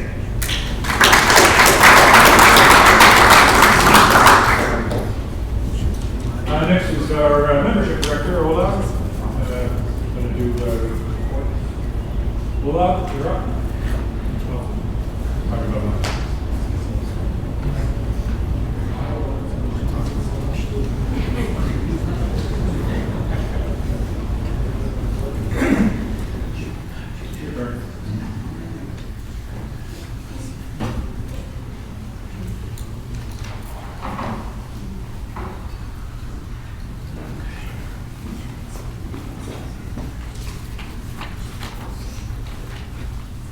Okay, I try to be as short as possible because lunch is already here. In 2018, we have 145 clubs in total. From them, 121 was active and 24 associated. In terms of individual members, we had at that time 2,100 members. You can see the breakout with 115 females, 1,285 males, 513 black belts, 1,587 Q belts, and so on. Recreational competitive is pretty much equal. Before we have around 300 athletes registered. Keep in mind that's from our database. That's how they are registered in our database. And we have like 35 registered para-athletes in 2019, 75 officials, and 124 coaches.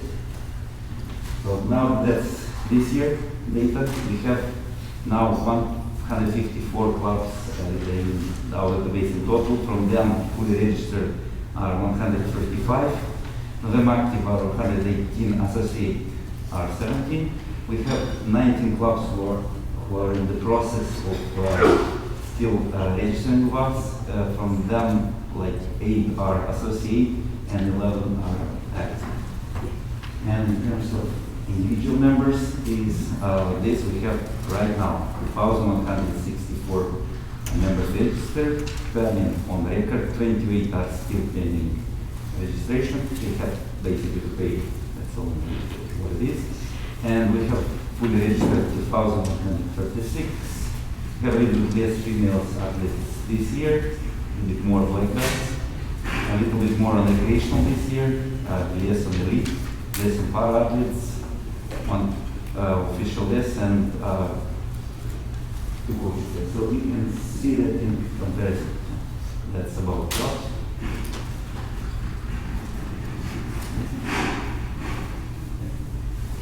It's about individuals of different categories.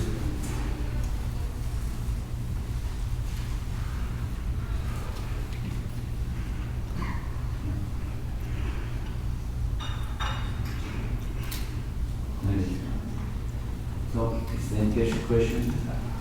Yes. I'm just curious what the criteria to be considered a coach are as well. It's just they choose that they are coaches.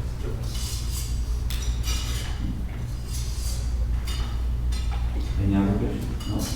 Okay, next few words to say about the government committee chair, Silvan. Please be short.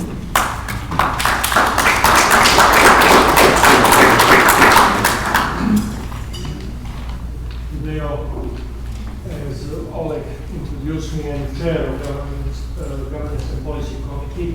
My name is Zoran Dagovic. And through interactive work with the board for the last period, we figured out that there are many gaps in rolling, in documentation, and that's what we inherit from the past. We start working, and really board was proactive and tried to make certain things implemented right away. One of the things is one person per position. That eliminates many manipulations from the past and makes clear for everybody who is here, who is responsible for a certain department. Also, we come to the same page about priorities, what we have to work with and on it. That means we have to regain confidence of existing members of OKF, and also to give a clear example for the members who are thinking, are they going to join OKF or not? And I think that all of us are going to benefit to have more members, because more members create more competition, a source of quality for the tournaments, and also creates more money what we need. This is something that we have to work on it. I have some material prepared. It's just a suggestion. It's in progress, and new elected board will go through that. There are some rules for the committee members. And having said that, I have to say that Shiva really pushed for that, to have a lot of committees to make our work more transparent. But of course, baby steps doesn't work always good. But we were screening what is going on, and some committees are more exposed to a public eye than, for example, governance committee. I'm more in the shadow and working closely with the board of directors. But our work, once approved by board of directors, will directly or indirectly affect all committee members, and will affect also membership as such. That means we will try also to improve inter-committee communication, which is not so great so far. It's improving, but not as expected.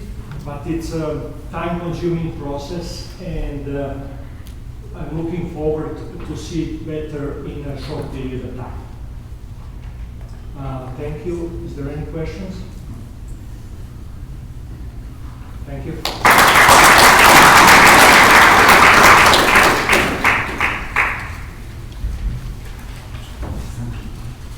A short time ago, the government brought in a policy that was imposed on all combative sports, Roman's Law. For those who are not aware of that, there was a young lady who died from a concussion at the rugby play, which got the government involved in improving safety in sport. And this is filtered down, particularly in combat sports. So they dropped a bombshell on us as an organization and all combative sports, which did cause some confusion, and a lot of folks need some clarity on what's going on, because we pretty clear in the beginning what that was all about. What it boils down to is any combative sport event held in Ontario had to be sanctioned by their PSO. The Taekwondo, Jiu-Jitsu, all of them had to have their sanctions in place, which forced us to come up with a policy. There's a lot of sleepless nights over all this, and during that process, a lot of things became clear, and I think we're pretty smooth on how this works right now. And Mike Bernardo took on the position of handling the sanctioning. So he's going to report next. So you will see in all because we are the PSO, you don't have to apply for sanctioning because we are the PSO. We have the policy in the first place. But any other event that's held, if it's going to be sanctioned, has to be advertised on a banner that it is sanctioned by OKF. And there's particular writing on that. And those who have been doing their own events will be quite aware of this. Policing it has been a problem. So the government has decided to step back. I think they're going to re-examine how they're doing this, and which I'm not even clear on how it's going to work. Are you up there? What's going on? A little bit, yeah. Okay, I'm going to pass it on to Michael, who's been running the sanctioning portion of our, as a committee. Michael.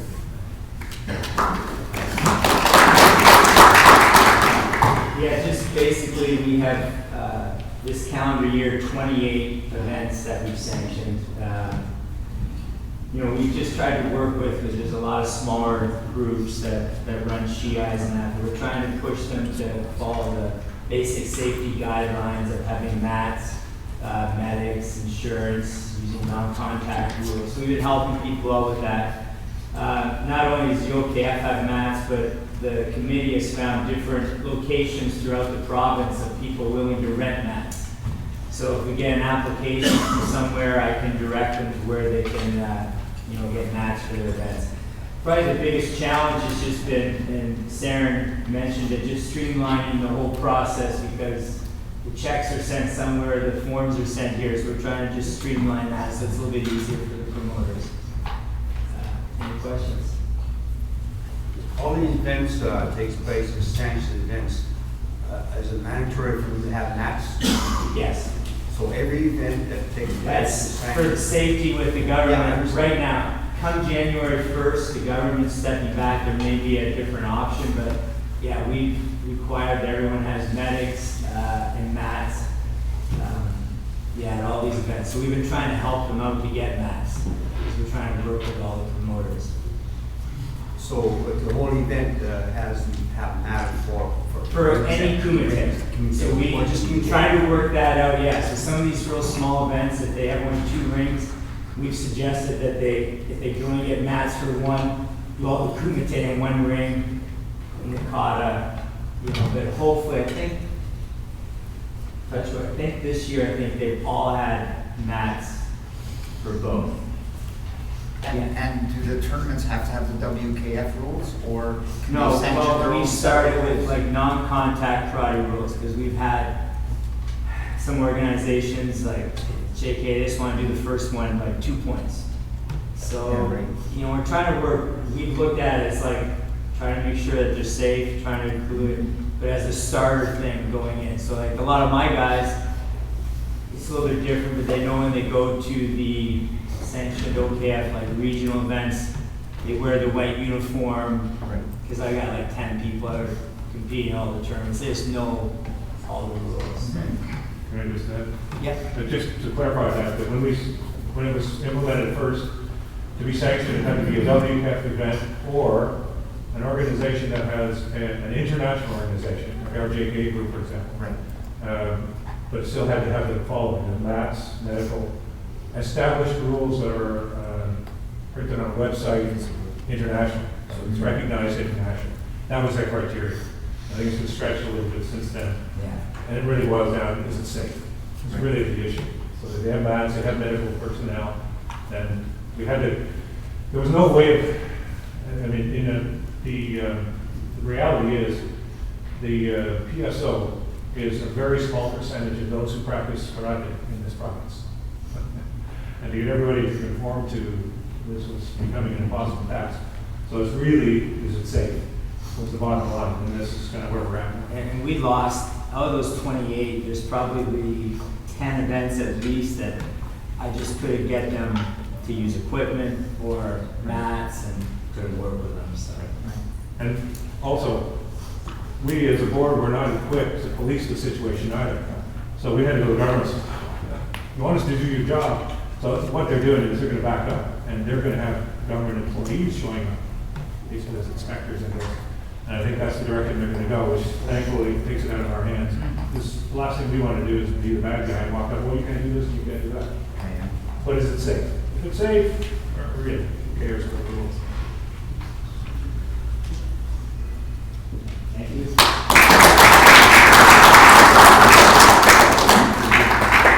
And near the bottom, we have a couple more. I'd like to have Blake Patterson as our committee for events. Well, hi everybody. I was just asked to speak for 9 minutes. So you're still good. All right. Yeah, I'm the event and award planner, and one of the events are tournaments. So one of the things I help with, and you talk about safety, is having an emergency management plan and communication with the fire marshal, right? To make sure that these smaller events are still safe. And they're safe if they need to leave and have a meeting place. Sometimes people don't think about that stuff. This place here today, I was asked to set up our AGM. We had options: rent the room, or buy food and get the room for free. So we could rent the room and have nothing, or we can all sit here and then eat. Okay? So these are different things that I look after. One of the biggest things I was asked to do this year was our initial summit. And this is where we hosted it, and we quickly outgrew it, which is great. I've been asked to do it again. 2 things when hosting an event: when and where. And I can help all the committees with your communication by using something called, wait for it, calendar. Now, calendar is going to take a little bit of time in the beginning to think about it. So I'm going to ask committees to have a wish list. It's how an organization runs. You get a wish list of events, and then you start to figure it all out. Because we have great passion, and we have a wonderful referee committee trying to work with a fantastic coaching committee. The coaching committee doesn't want to host an event that's going to affect the tournament and the referee clinics. But if we had it all on one calendar, and that calendar should expand the year. Right? Now you know. Now we don't try and do a last minute something, because we all know how hard last minute is. So, thinking of an event, email. If you're, I'm talking with the committee heads, right, to get their calendars. And that way, that information can be broadcast. It doesn't matter if you're a small rec tournament. You know that your small rec tournament is on the same day as maybe an NCCP course. So we just know with a calendar. And that's moving forward, I think, a great way to increase the communication.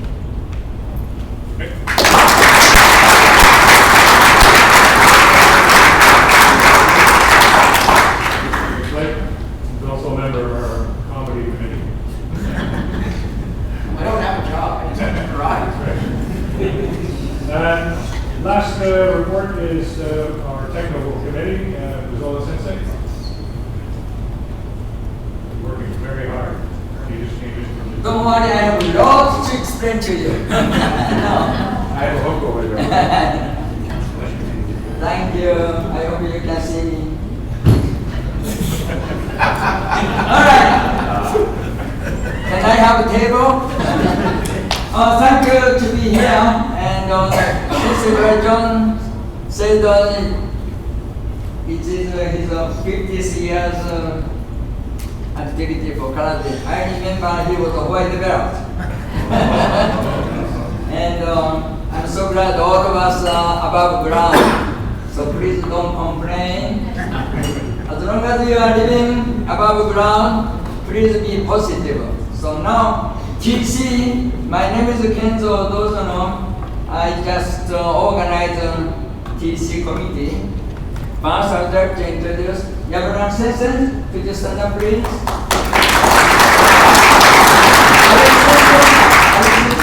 Alex Sensei. Sensei. Tsuda Sensei. Teacher Sensei.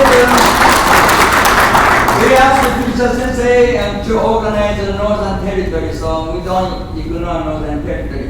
Now, as a TC, we struggle because we do care all members of the OKF. So, even kata requirement for recreational, as far as I'm concerned, I cannot ignore non-major style members. We have to be fair because they pay same membership as the major style organization. So we have to be very careful not to penalize other non-famous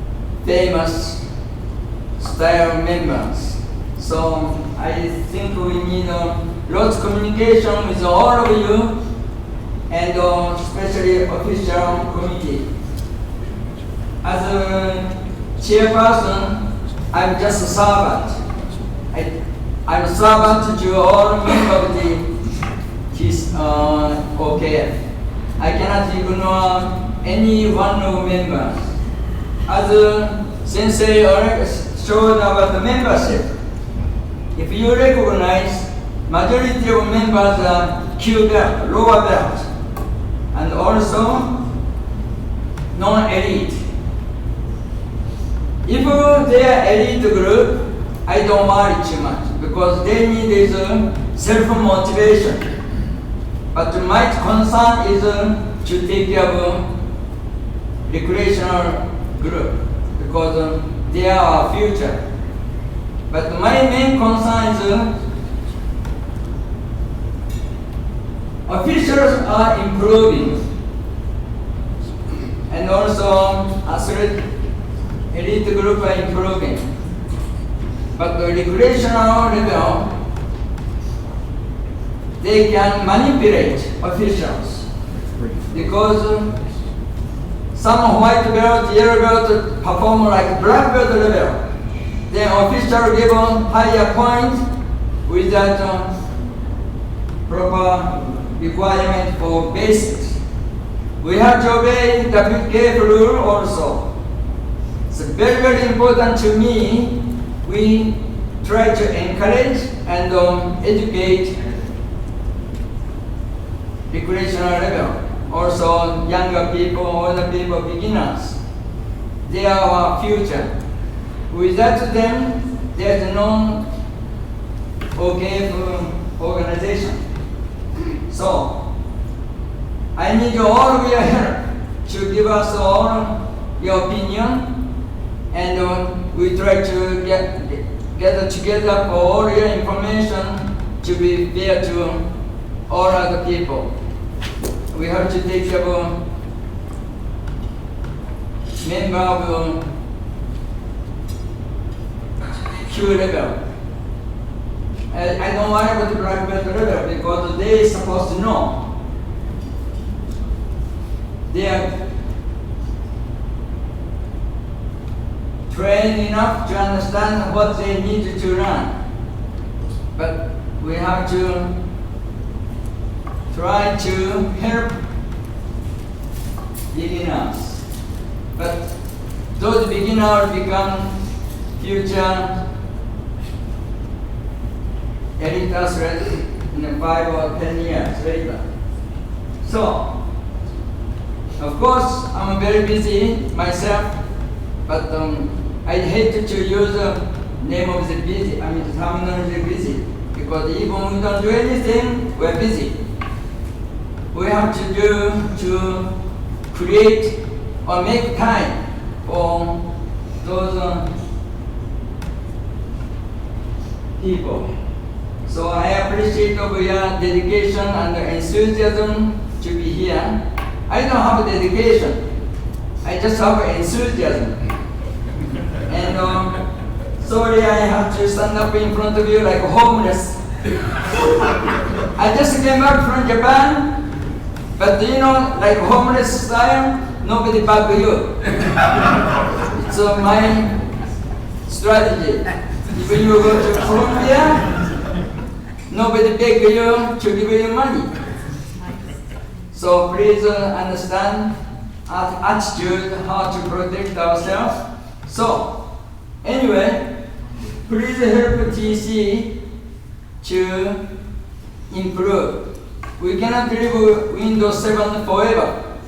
We have to improve Windows 8, 9, 10, maybe 15 very soon.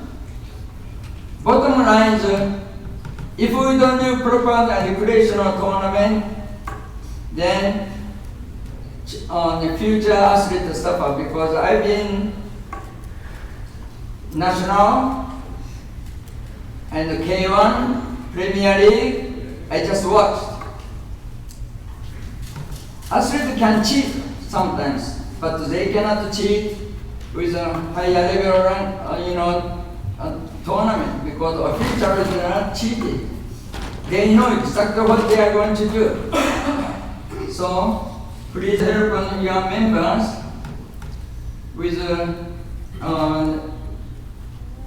helping TC, and the TC committee must communicate with the official committee and go together. So please help us to understand what we need. Okay? Thank you.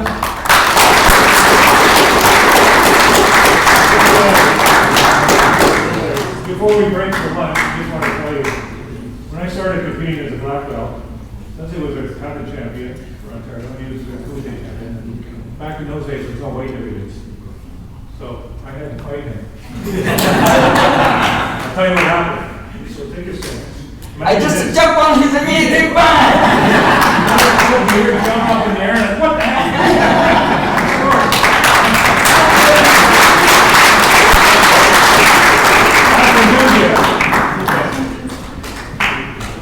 Hello everyone, my name is Sharon Doar, and I'm a black belt, and I've been working karate for the past 20 years.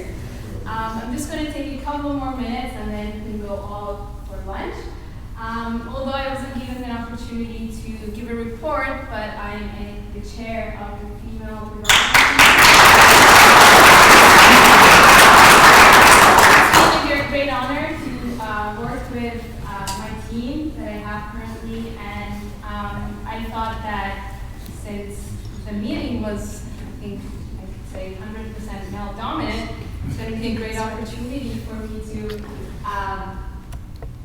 be a representative of at least, I think, about 50% of the body of Ontario Karate Federation, of all the females that are participating in their capacity, whether it's their athletes, their coaches, their volunteers. My next I was asked to give a report, it would be easier. But yeah, so I wanted to just have this opportunity to introduce this new committee. It's called the Female Development Committee. We've started it since last year, and the purpose is to get more females involved in any level and any capacity that they wish. So whether they want to be like recreational athletes, or they want to be high performance, if they just want to volunteer at competitions, if they're moms who are coming to competitions and they're just sitting there, we want them to get involved. So I'm asking you to please pass on this information to your dojos. Whoever was unable to come in today, let them know that we have this committee. We have launched our Facebook and Instagram page. It's called Female Development Committee. You can find us on Facebook.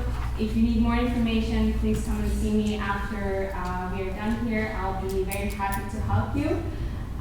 That's it. I just want to say that we're looking forward. We've had one event so far. We did a very beginner and introductory workshop on how to compete in OKF tournaments. It was a small event, but I think it was a good step forward because we haven't had this opportunity before. So thank you very much, and I'm looking forward to working with everyone.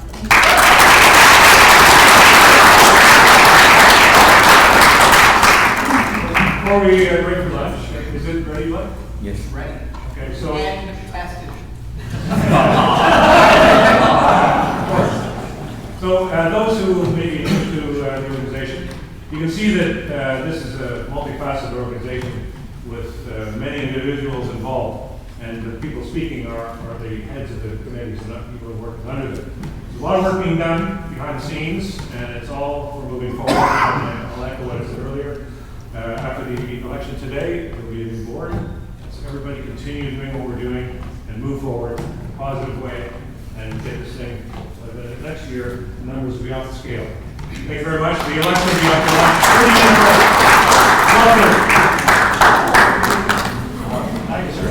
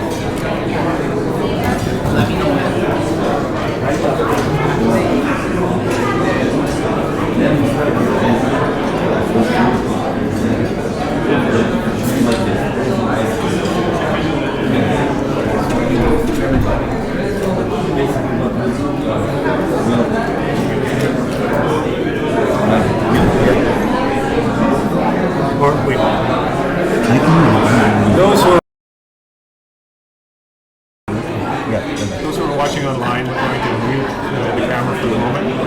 At 12:30, we're going to reconvene, and the election will be held at that point.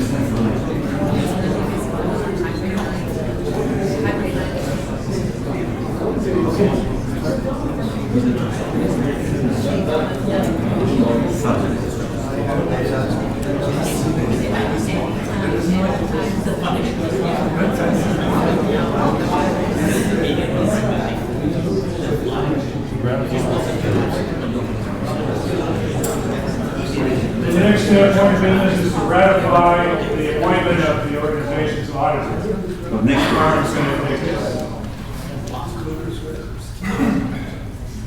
Okay, so for the auditor for this year, we have appointed Prashant, so I'm just going to ask him to come up and just give a brief description of his background. So we can just What? No one can hear you. No one can hear you.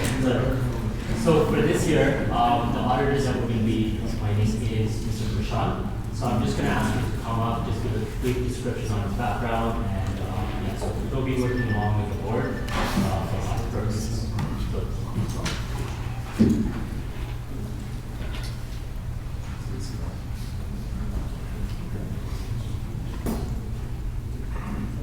Good afternoon, everyone. My name is Prashant Sawai. I run a professional firm, an audit firm out of Scarborough. Been in practice 18 years. We do quite a bit of not-for-profit organizations in Ontario. It's a privilege to do the organization for the upcoming fiscal year. If there's any other questions that you feel, I didn't make that formal speech. Okay, so we should vote just, okay, voting are only the voting members, the one who dropped the ballot, right? So the same guys should vote only. If you are not a voting member, don't raise your hand, okay? Okay, so who is voting for ratifying the new law? Please raise your hand.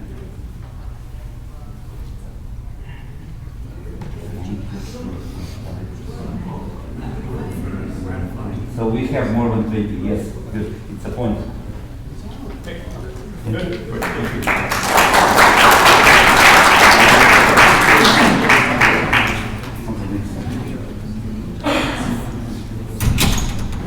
Okay guys, next point is the proposal we had before and we had it again. It's about to modify the membership structure of the entire federation. Right now we have 4 categories in individual membership, and we again propose to reduce it to only 1. I remember that's it, no other categories. That will kind of open for everybody all our services. As well, it's kind of served better for organization in terms of we still have to pay our dues from each membership, which is kind of can be the biggest one. And our proposal is to have again 1 category with membership fee $50 a year. Okay, so are you ready to vote? Again, the same guys are voting only the one who are eligible to vote. So please raise your hand who are in support of having only 1 category with $50 per membership. Put your hands up and just hold it there on the count. Sorry. One membership fee. One membership fee, $50, regardless of rank, age, and so on. So, hands up. What if you're mentioning the other option? The other option do this. Is black with Cubans No. one red? Yes. Is going to be customized like Verdojo or Okay, we have more than 2021, which is I think enough. Yeah. So motion passed. So it'll be 1 membership fee, period. Yeah, across the board. Black just pay more right now, the other one pay less. Yes, exactly. It will be only 1. Right. Okay, what else? New business. New business. Okay, I will start. On the term of new business, we have introduced a new award for the first board we had for the Ontario Karate Federation. Ontario Karate Federation Board of Directors wants to recognize those persons who are served in first board. So we prepared a special recognition award. So I will name them. So it's so what is written here is like Ontario Karate Federation Recognition Award presented to, and first one is by Chance George Asher, for your outstanding contribution to the establishment of the Ontario Karate Federation, September 8, 2019. I think it's the same president.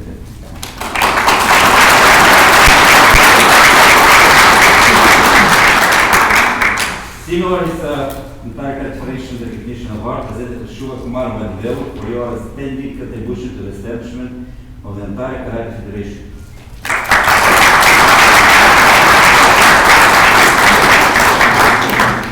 Next is Ontario Karate Federation Recognition Award presented to Andy Hurricane for your outstanding contribution to the establishment of the Ontario Karate Federation. Unfortunately, he is not here.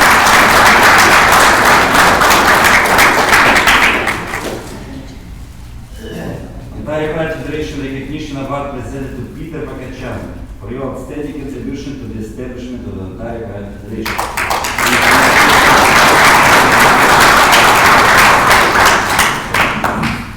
Ontario Karate Federation Recognition Award presented to outstanding contribution to the establishment of entire Karate Federation. And the last one, but not the least, is Sensei Brad. Entire Karate Federation recognition award presented to Brad Jones for your outstanding contribution to the establishment of the entire Karate Federation.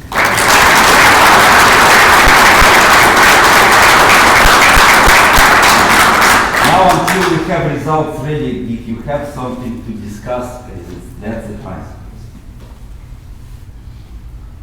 Or as Sensei Brad says, say any jokes, right?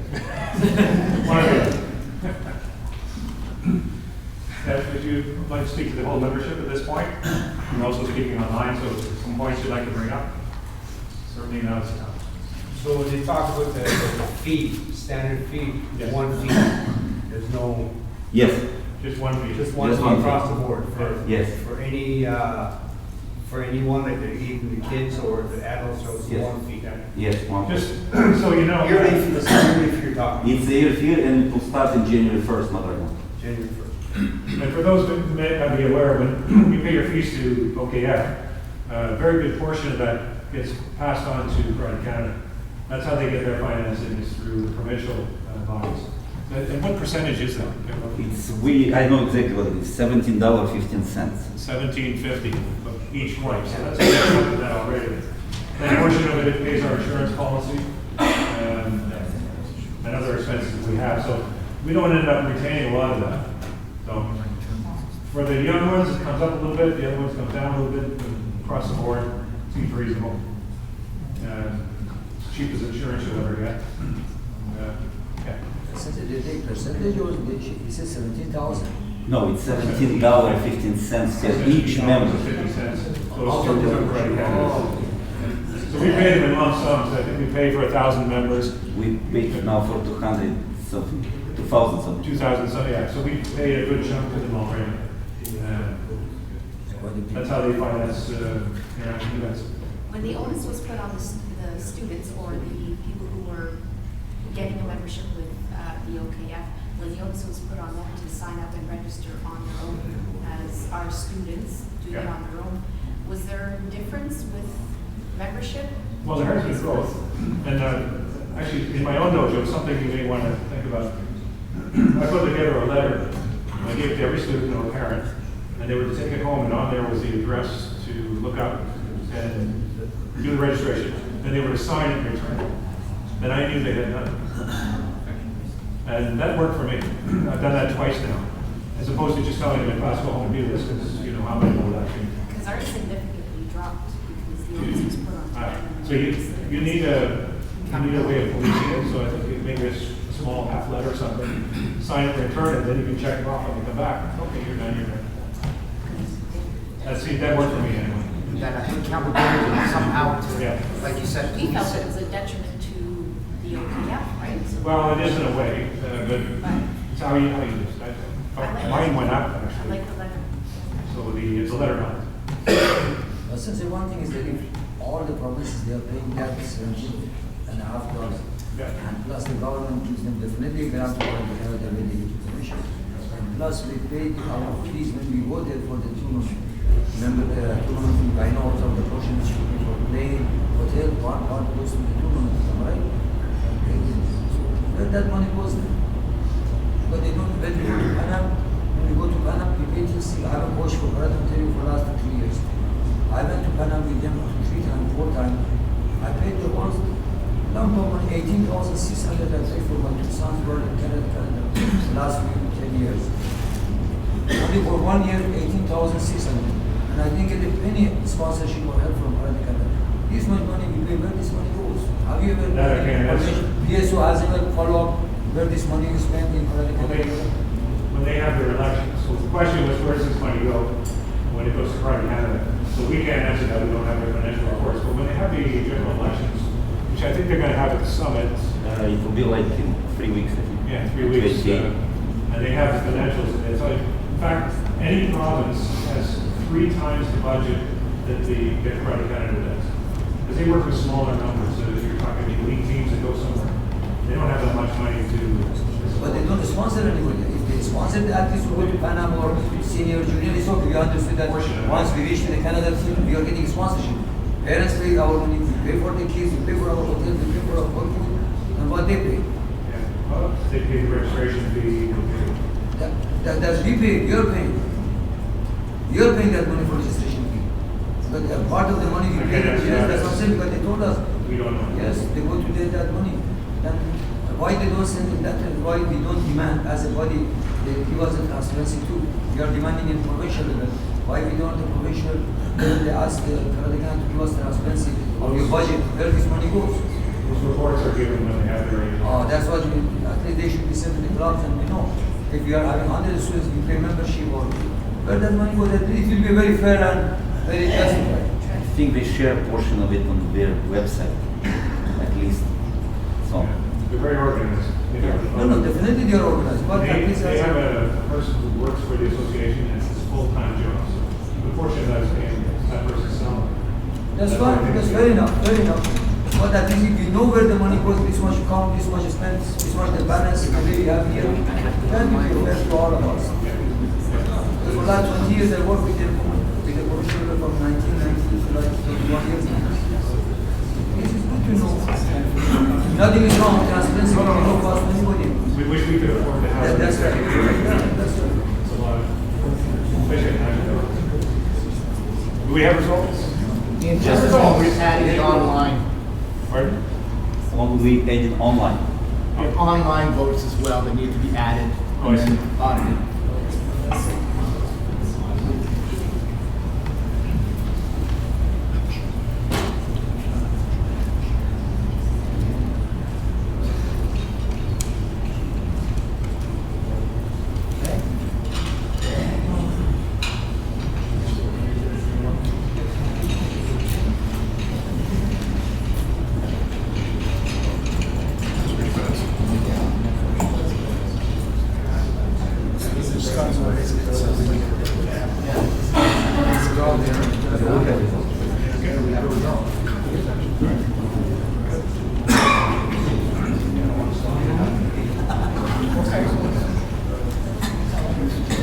So, first time doing this to the group, just totals, or they want to know in person and online? Yeah, tell them everything. Everything. Yeah. Do we start with president or we wait for that at the end? Whatever you like. Lower category is good. Okay, athletes representative. Alexander David, 25 votes here, plus 11 votes online, 36 votes. Daniel Gregorio, 16 votes here, plus 12 votes online, 28 votes. The new athletes rep is Alexander David.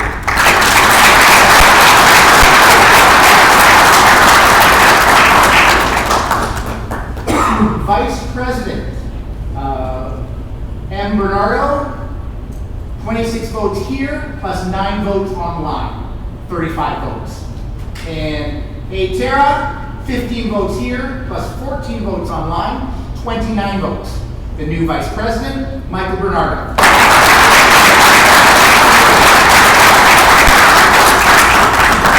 And for President, Shiva Vadavalu, I hope I got that right. 27 votes here, plus 10 votes online, 37 votes.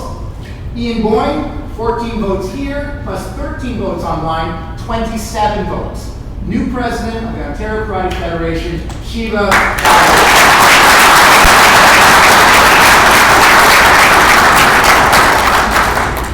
This concludes my job.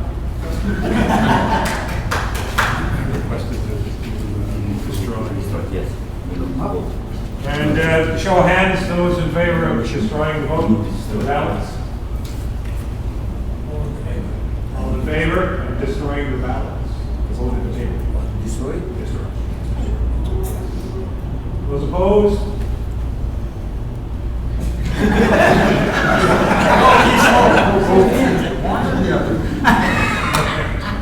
Okay, pass it. Adjourn. Does everyone like this venue for an AGM?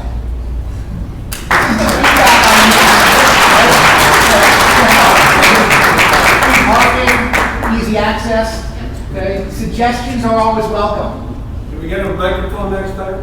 For those that need a microphone, Everybody's speaking to the girl. when the air conditioning goes on, yes. Also, can we consider next time to have a bigger room when you have it for, let's say, officials or any of these, that you can have a proper way in advance that they know exactly how many they will come, then you have prepared the room big enough. And I understand the last time official clinic was very condensed, so many people. Oh, we're talking about the summit. The summit, yes. Okay, so the summit was put together as they wanted one, you guys wanted one, and they asked me, so away we went. We didn't know numbers.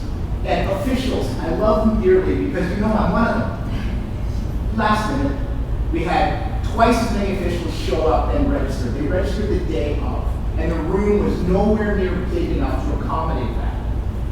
It's success on your part that they come. So we'll make sure we're trying to find a bigger venue. I believe they still want the Toronto area. I sent an email for Niagara Falls. Anyhow, bigger conference centers.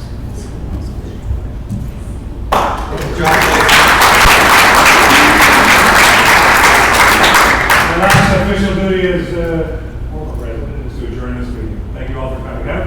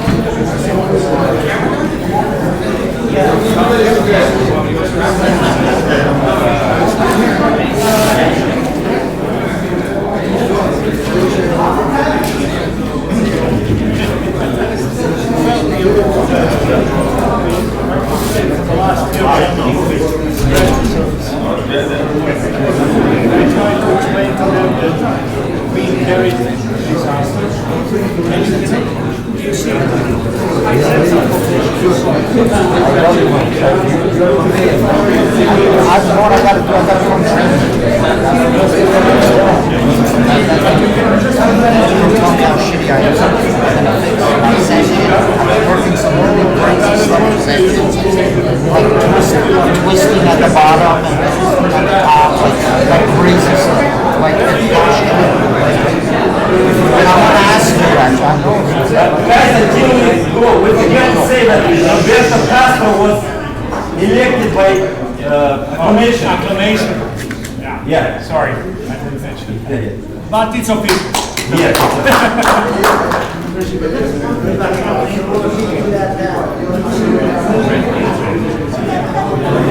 Okay, I stopped streaming, right?